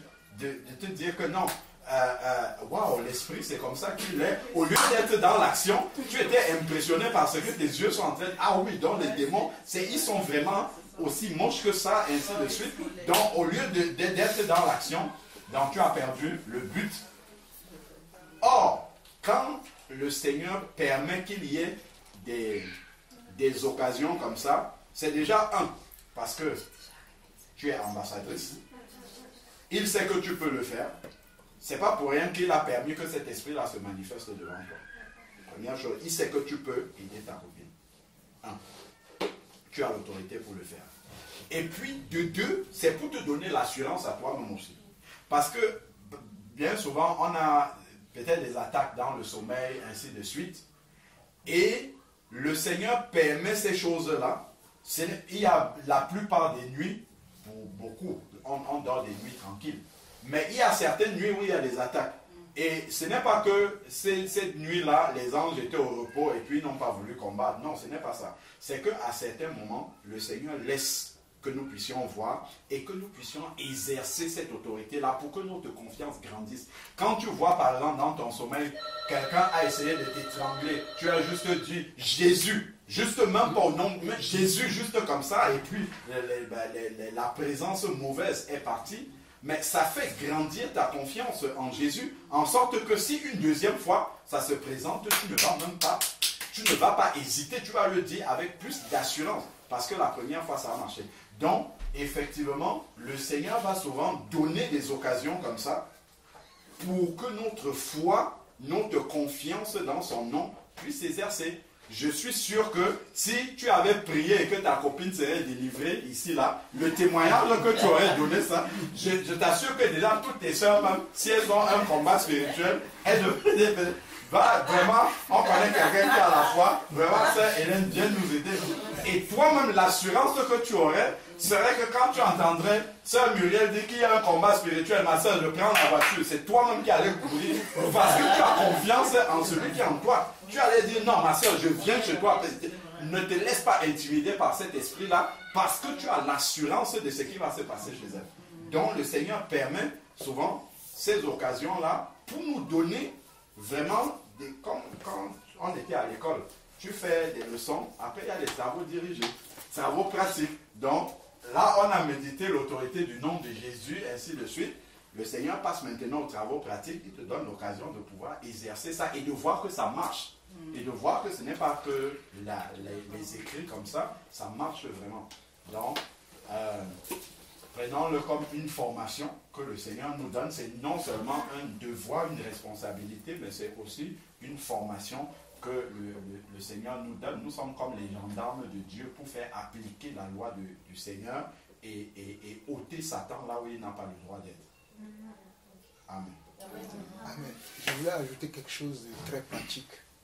Souvent, quand on est en face des démons comme ça, ces fois, des démons veulent parler pour nous intimider. C'est bien, j'ai bien aimé, là, comme tu as précisé, que c'est pour ça que nous devons vivre dans la sanctification, d'être droit, parce que quand on n'est pas droit dans le Seigneur, cela permet que le démon puisse nous manipuler, nous intimider. Même si on est dans le péché, parce que j'ai certain des choses que j'ai vues, on doit rappeler au démon que non, tu dis que, au fait, on n'a même pas besoin de parler avec les démons. Malheureusement, c'est ce qui est à la mode aujourd'hui, où les pasteurs, ils font la délivrance, ils parlent avec les démons, ils mettent ça sur Internet, tu vois, des conversations des heures. Moi, quand je vois ça, je suis vraiment fasciné de voir des trucs comme ça. Dans la Bible dit que Jésus ne permettait pas aux démons de parler.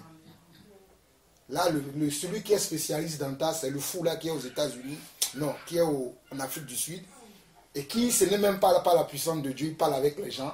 Lui, tu es né en quel jour? J'étais vu hier, il commence à parler avec les gens, et c'est maintenant très populaire sur Internet. Mais ce que j'aimerais nous dire, c'est que même si tu es dans le péché et que tu vas pour chasser un démon et que le démon te dit, ah, hier tu as menti, tu lui dis, au nom de Jésus, je te réprime parce que le Seigneur a payé le prix pour mes péchés. Je suis pur et je t'ordonne au nom de Jésus, quitte ce corps. Amen. Mais tu ne vas pas accepter que lui te condamne, car la Bible dit dans 1 Jean chapitre 2 que nous avons un avocat. Tu le confirmes que non, tu as été lavé de tes péchés. Parce que c'est la vérité. Mais si parce que bon, tu n'as pas d'assurance sur ce que le sang de Jésus a fait. Il dit, ah bon, puisqu'il sait que hier j'ai menti, je ne peux pas le chasser, tu pars, il a gagné. C'est lui qui a gagné. Il faut lui rappeler que non, j'ai été justifié, j'ai été glorifié, et c'est pour cela que je t'ordonne, dans le nom de Jésus, quitte ce corps. Et il partira. Mais je nous avoue qu'il faut quand même que nous soyons dans la sanctification, dans la droiture, parce qu'on n'aura pas ça. Mais si on ne l'est pas, le sang de l'agneau peut encore agir. C'est pas parce que le démon a dit que tu as forniqué hier, tu as menti hier, tu as volé hier, qu'il a gagné. Non, parce que la Bible dit que si nous confessons nos péchés, il est juste et fidèle pour nous les pardonner. Et selon Colossiens 2, il a effacé là dont les ordonnances nous condamnaient. Tu dis au démon, l'acte a été effacé. Non, ne me rappelle pas mon passé. Ça, c'est mon passé. Moi, je te donne maintenant, à cause de l'autorité que j'ai reçue du Seigneur, quitte ce corps. Maintenant, ne parle plus. Il va partir. Amen. Je parle des choses que j'ai vues. Et c'est ça la pratique. Que Dieu nous bénisse. Amen. Amen. Amen. J'ai une question. En fait, c'est par rapport à ce que la sœur a dit. Est-ce qu'on peut prier pour quelqu'un pour que sa foi puisse augmenter? Parce qu'on dit au fait de la foi vient de ce qu'on entend, et ce qu'on entend, c'est la parole. Donc, je ne sais pas si on peut prier pour que quelqu'un puisse avoir une foi plus grande. On va prier, je sais pas. Après, on va prier pour la sœur, et puis, qu'est-ce qui va se passer après? Moi, on peut prier pour tout. Même Pierre a demandé, quand le Seigneur a dit à Pierre, tu dois pardonner 7 fois fois 70 fois, Pierre a dit au Seigneur que cela est très impossible, et il a dit au Seigneur, augmente ma foi. Donc, dans tout, parce que la Bible dit que si quelque chose nous manque, nous le demandons à Dieu.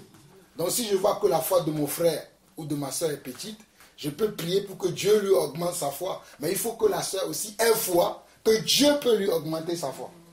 Parce que tout n'est pas la foi. Si moi je crois que Dieu peut augmenter ta foi, je prie pour toi, mais toi-même tu dis, ben, lui il dit, est-ce que moi je veux avoir une foi grande? Et lui il va me chercher des problèmes. Dieu ne te donnera pas ça. Non, ne nous trompons pas à nous-mêmes.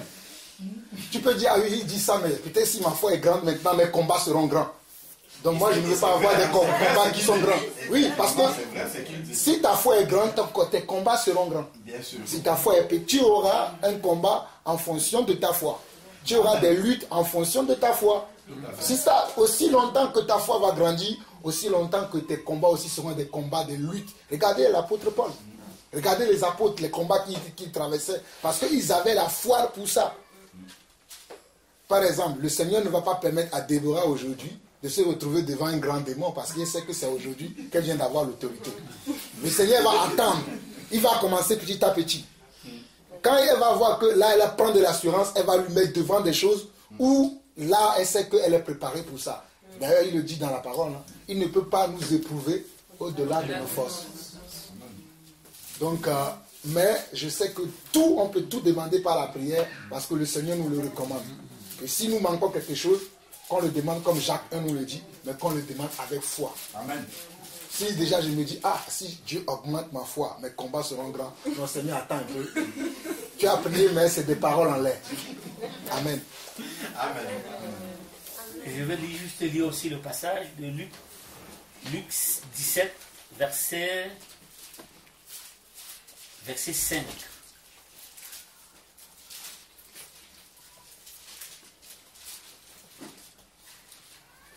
Amen. Où les apôtres ont demandé au Seigneur, augmente-nous la foi. Et c'est important, on doit prier pour que le Seigneur nous augmente la foi. Voilà, c'est ce que je disais tout à l'heure. C'était par rapport au péché, parce que Dieu avait demandé à Pierre de pardonner. Et lui, il a posé la question, dans la même journée, est-ce que je dois pardonner 7 fois, 77 fois? Et le Seigneur lui a dit oui. Et il a trouvé ça très difficile. Il a répondu au Seigneur, augmente-moi la foi.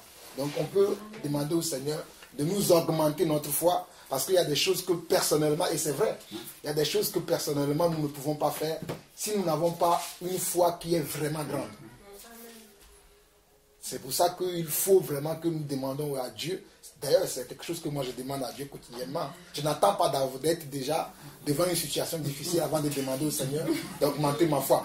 Tous les jours, c'est de mes prières. Je demande au Seigneur qu'il augmente ma foi, ma connaissance, mon discernement, ma sagesse. Parce que c'est tous les jours que je demande ça. Parce que je ne vais pas attendre d'être devant l'épreuve avant de demander.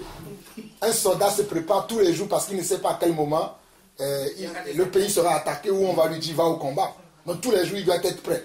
Donc tous les jours, moi aussi, je dois demander au Seigneur d'augmenter toutes ces choses qu'il nous a laissées dans la parole, qui me leur augmente ça en moi, afin que le jour où je me trouve devant une situation où il faut que j'expérimente maintenant. Parce que comme le frère disait, on va avoir là, on est dans la théorie, mais la pratique, c'est les situations. Par exemple, ce que la sœur Hélène disait, c'était une pratique.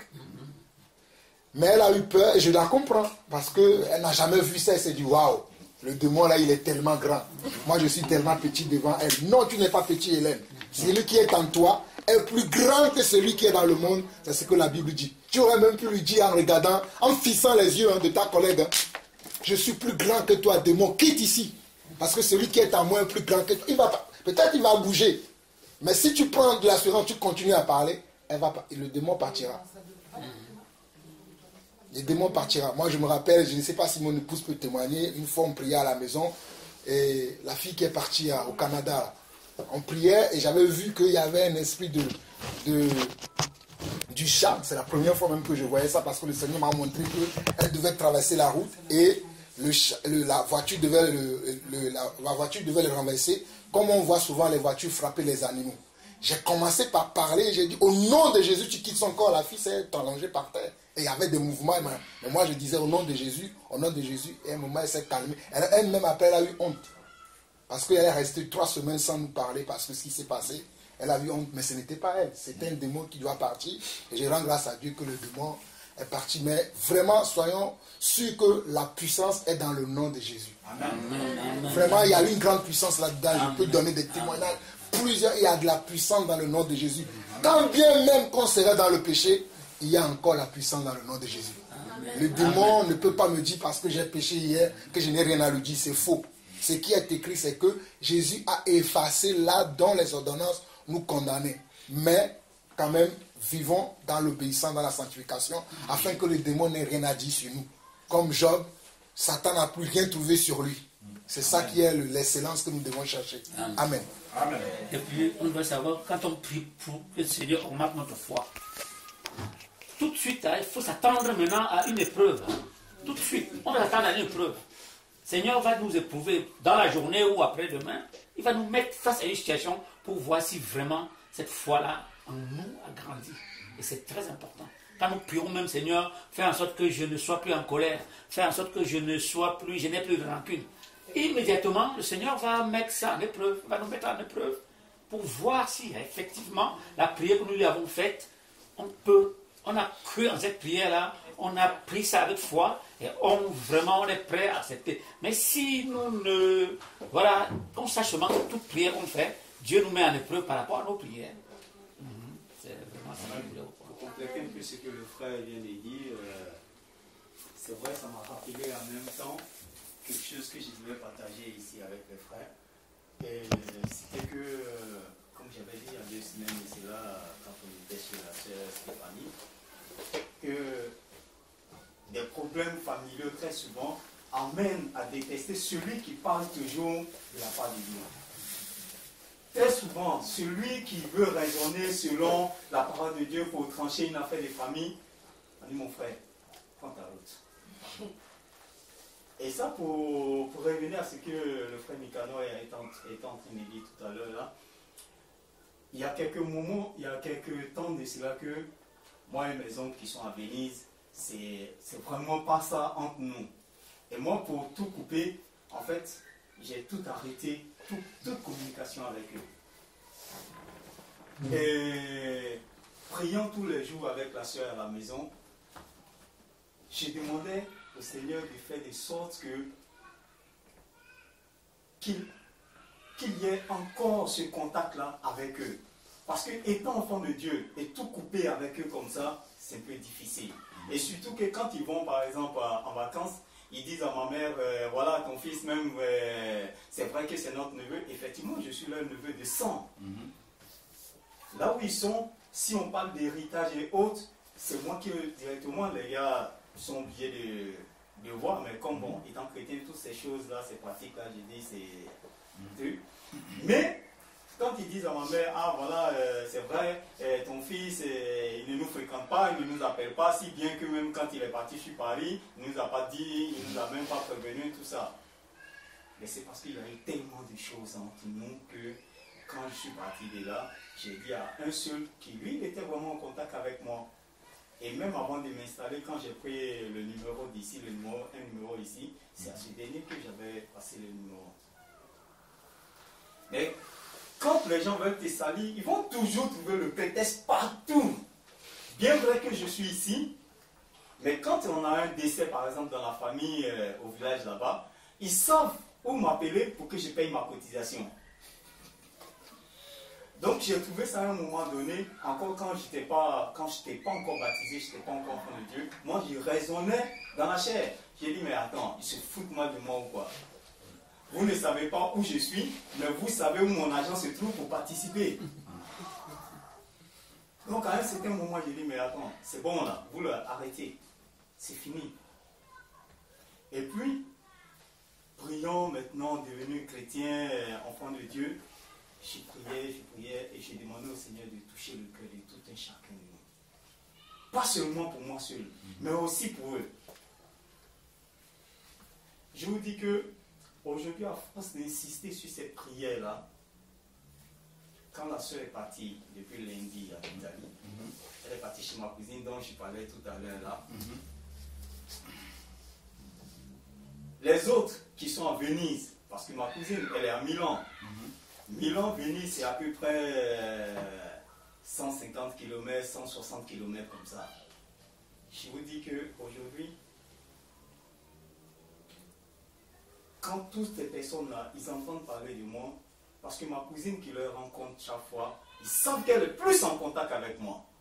Et donc quand elle leur parle, elle dit, oh, lui là, laisse tomber ici, Dieu l'a béni, il va devenir le pasteur de la famille. Parce que dans ma famille, effectivement, ma famille maternelle, il n'y a pas d'homme de Dieu. Il n'y en a pas. Ils sont tous catholiques ou animistes. C'est tout. Et j'ai commencé à comprendre quelque chose, c'est que ma cousine qui demande à ce que je partage la parole de Dieu avec elle, ainsi que son mari. Donc petit à petit, je commence à lui enseigner les choses, tout ça. Et quand la soeur devait partir, c'est elle-même qui a insisté à ce que la soeur vienne chez elle. Parce qu'elle a besoin d'entendre certaines choses qu'elle ne connaît pas dans la vie. Et la soeur dit non, j'ai déjà fait un programme déjà avec un chien tel que je dois être avec les enfants parce qu'il y a longtemps, on ne s'est pas vu, tout ça. Elle dit non, non. Tu viens ici d'abord, maintenant, si tu as quelques jours à aller passer là-bas, tu iras, mais ton arrivée, c'est ici. Elle dit, bon, d'accord. Depuis ces jours, elle continue de parler de Dieu avec la sœur. Elle continue de parler, et moi, j'ai commencé aussi avec eux. Et en fin de compte, ceux qui ne me parlaient plus, depuis un certain moment dont on priait Dieu, même la sœur et moi, toujours dit, je prie Dieu que, vraiment, vous reprenez le contact. Parce qu'il n'est pas bon que vous êtes de la même famille et vous n'êtes plus en contact. Ces derniers-là, aujourd'hui, ils sont en train de faire un programme pour s'organiser pour venir rencontrer la sœur à Milan. Wow. Et c'est un parmi eux qui m'appelle, qui me dit, écoute, nous on est en train de s'organiser, il y a des choses et puis il y a les enfants qu'on n'a pas vus il y a longtemps, tout ça, même qu'il y a eu même un petit garçon qu'on n'a pas encore connu à part dans les photos et tout ça, mais on vient, on s'organise, on vient pour rencontrer ton épouse. Wow. Pourtant quand ils ne me parlaient plus, qu'ils avaient coupé le contact, même il y a un parmi eux qui lui, tous les week-ends, l'appelait ma femme, il avait tout coupé. Ma femme a insisté l'appeler plusieurs fois. Ils voient les appels, ils ne répondent pas. Mais aujourd'hui, c'est ce dernier même qui est à la tête de tous, hein, pour venir la rencontrer. Et en même temps, ils disent à ma femme, paraît-il que vous êtes vraiment en train de marcher avec Dieu. Wow. Et ma femme me dit oui, effectivement, c'est là où le Seigneur nous a conduit qu'on est en train de faire actuellement. Mais on prie Dieu pour vous tous. Et c'est là que ces derniers-là, aujourd'hui, il revient en contact avec moi et les autres qui commencent à me dire, frère, on avait dit que ça allait. Ah waouh, nous-mêmes on sait. Parce qu'il y a eu certaines choses que ce n'était pas vrai qu'on avait dit. On sait que ça t'a choqué. C'est pour ça que tu avais coupé tous les ponts. Mais vraiment, nous on vient, il faudrait qu'on rencontre la sœur. C'est à elle qu'on va commencer d'abord à demander pardon. On n'est pour rien. Et j'ai commencé à comprendre en même temps que, en fait, c'est vrai, peut-être qu'on s'était mis à prier, mais comme on le dit souvent, on prie mais sans aller jusqu'au bout de la foi de ce que Dieu peut faire. Est-ce que Dieu entend vraiment nos prières? Est-ce qu'il réalise vraiment le désir de nos prières? C'est aujourd'hui, en parlant, quand le frère Nicolas parlait tout à l'heure, j'ai commencé à comprendre que en fait, toutes ces choses-là, ce n'était pour rien. Ce n'était pas pour rien en fait. Parce que Dieu veut vraiment travailler. Et je sais, j'ai dit à la soeur, même hier je parlais avec elle, j'ai dit à la soeur, tu sais, ils ne s'organisent pas pour venir pour rien. Pas parce qu'il y a longtemps qu'ils ne sont pas vus, ni les enfants et autres. C'est parce que quelque part, j'ai demandé au Seigneur un truc. Tu as fait de cette famille-là une famille qui ne connaît même pas Dieu à 99%. J'aimerais que ma famille connaisse Dieu. J'aimerais que même si ce serait à travers moi ou à travers un homme de Dieu, mais qu'il les amène tous au Seigneur avant qu'il ne soit tard. Il y a des moments quand je priais comme ça, je pleurais. Mais quand on me voit, personne ne peut penser, d'après la soeur Hélène là, toi avec toi, ton caractère dur, là, machin, tout ça. Mais personne ne peut s'imaginer qu'on peut se mettre à pleurer pour prier Dieu pour ses frères. Parce qu'ils ne connaissent pas. Et ça me faisait mal à chaque moment. Mais aujourd'hui, même l'aîné parmi eux a compris. Et s'il cherche à rencontrer la soeur qui est présentement là-bas, je sais que c'est pour une bonne chose. Donc vraiment très souvent, on demande des choses au Seigneur, mais peut-être qu'on n'est pas patient.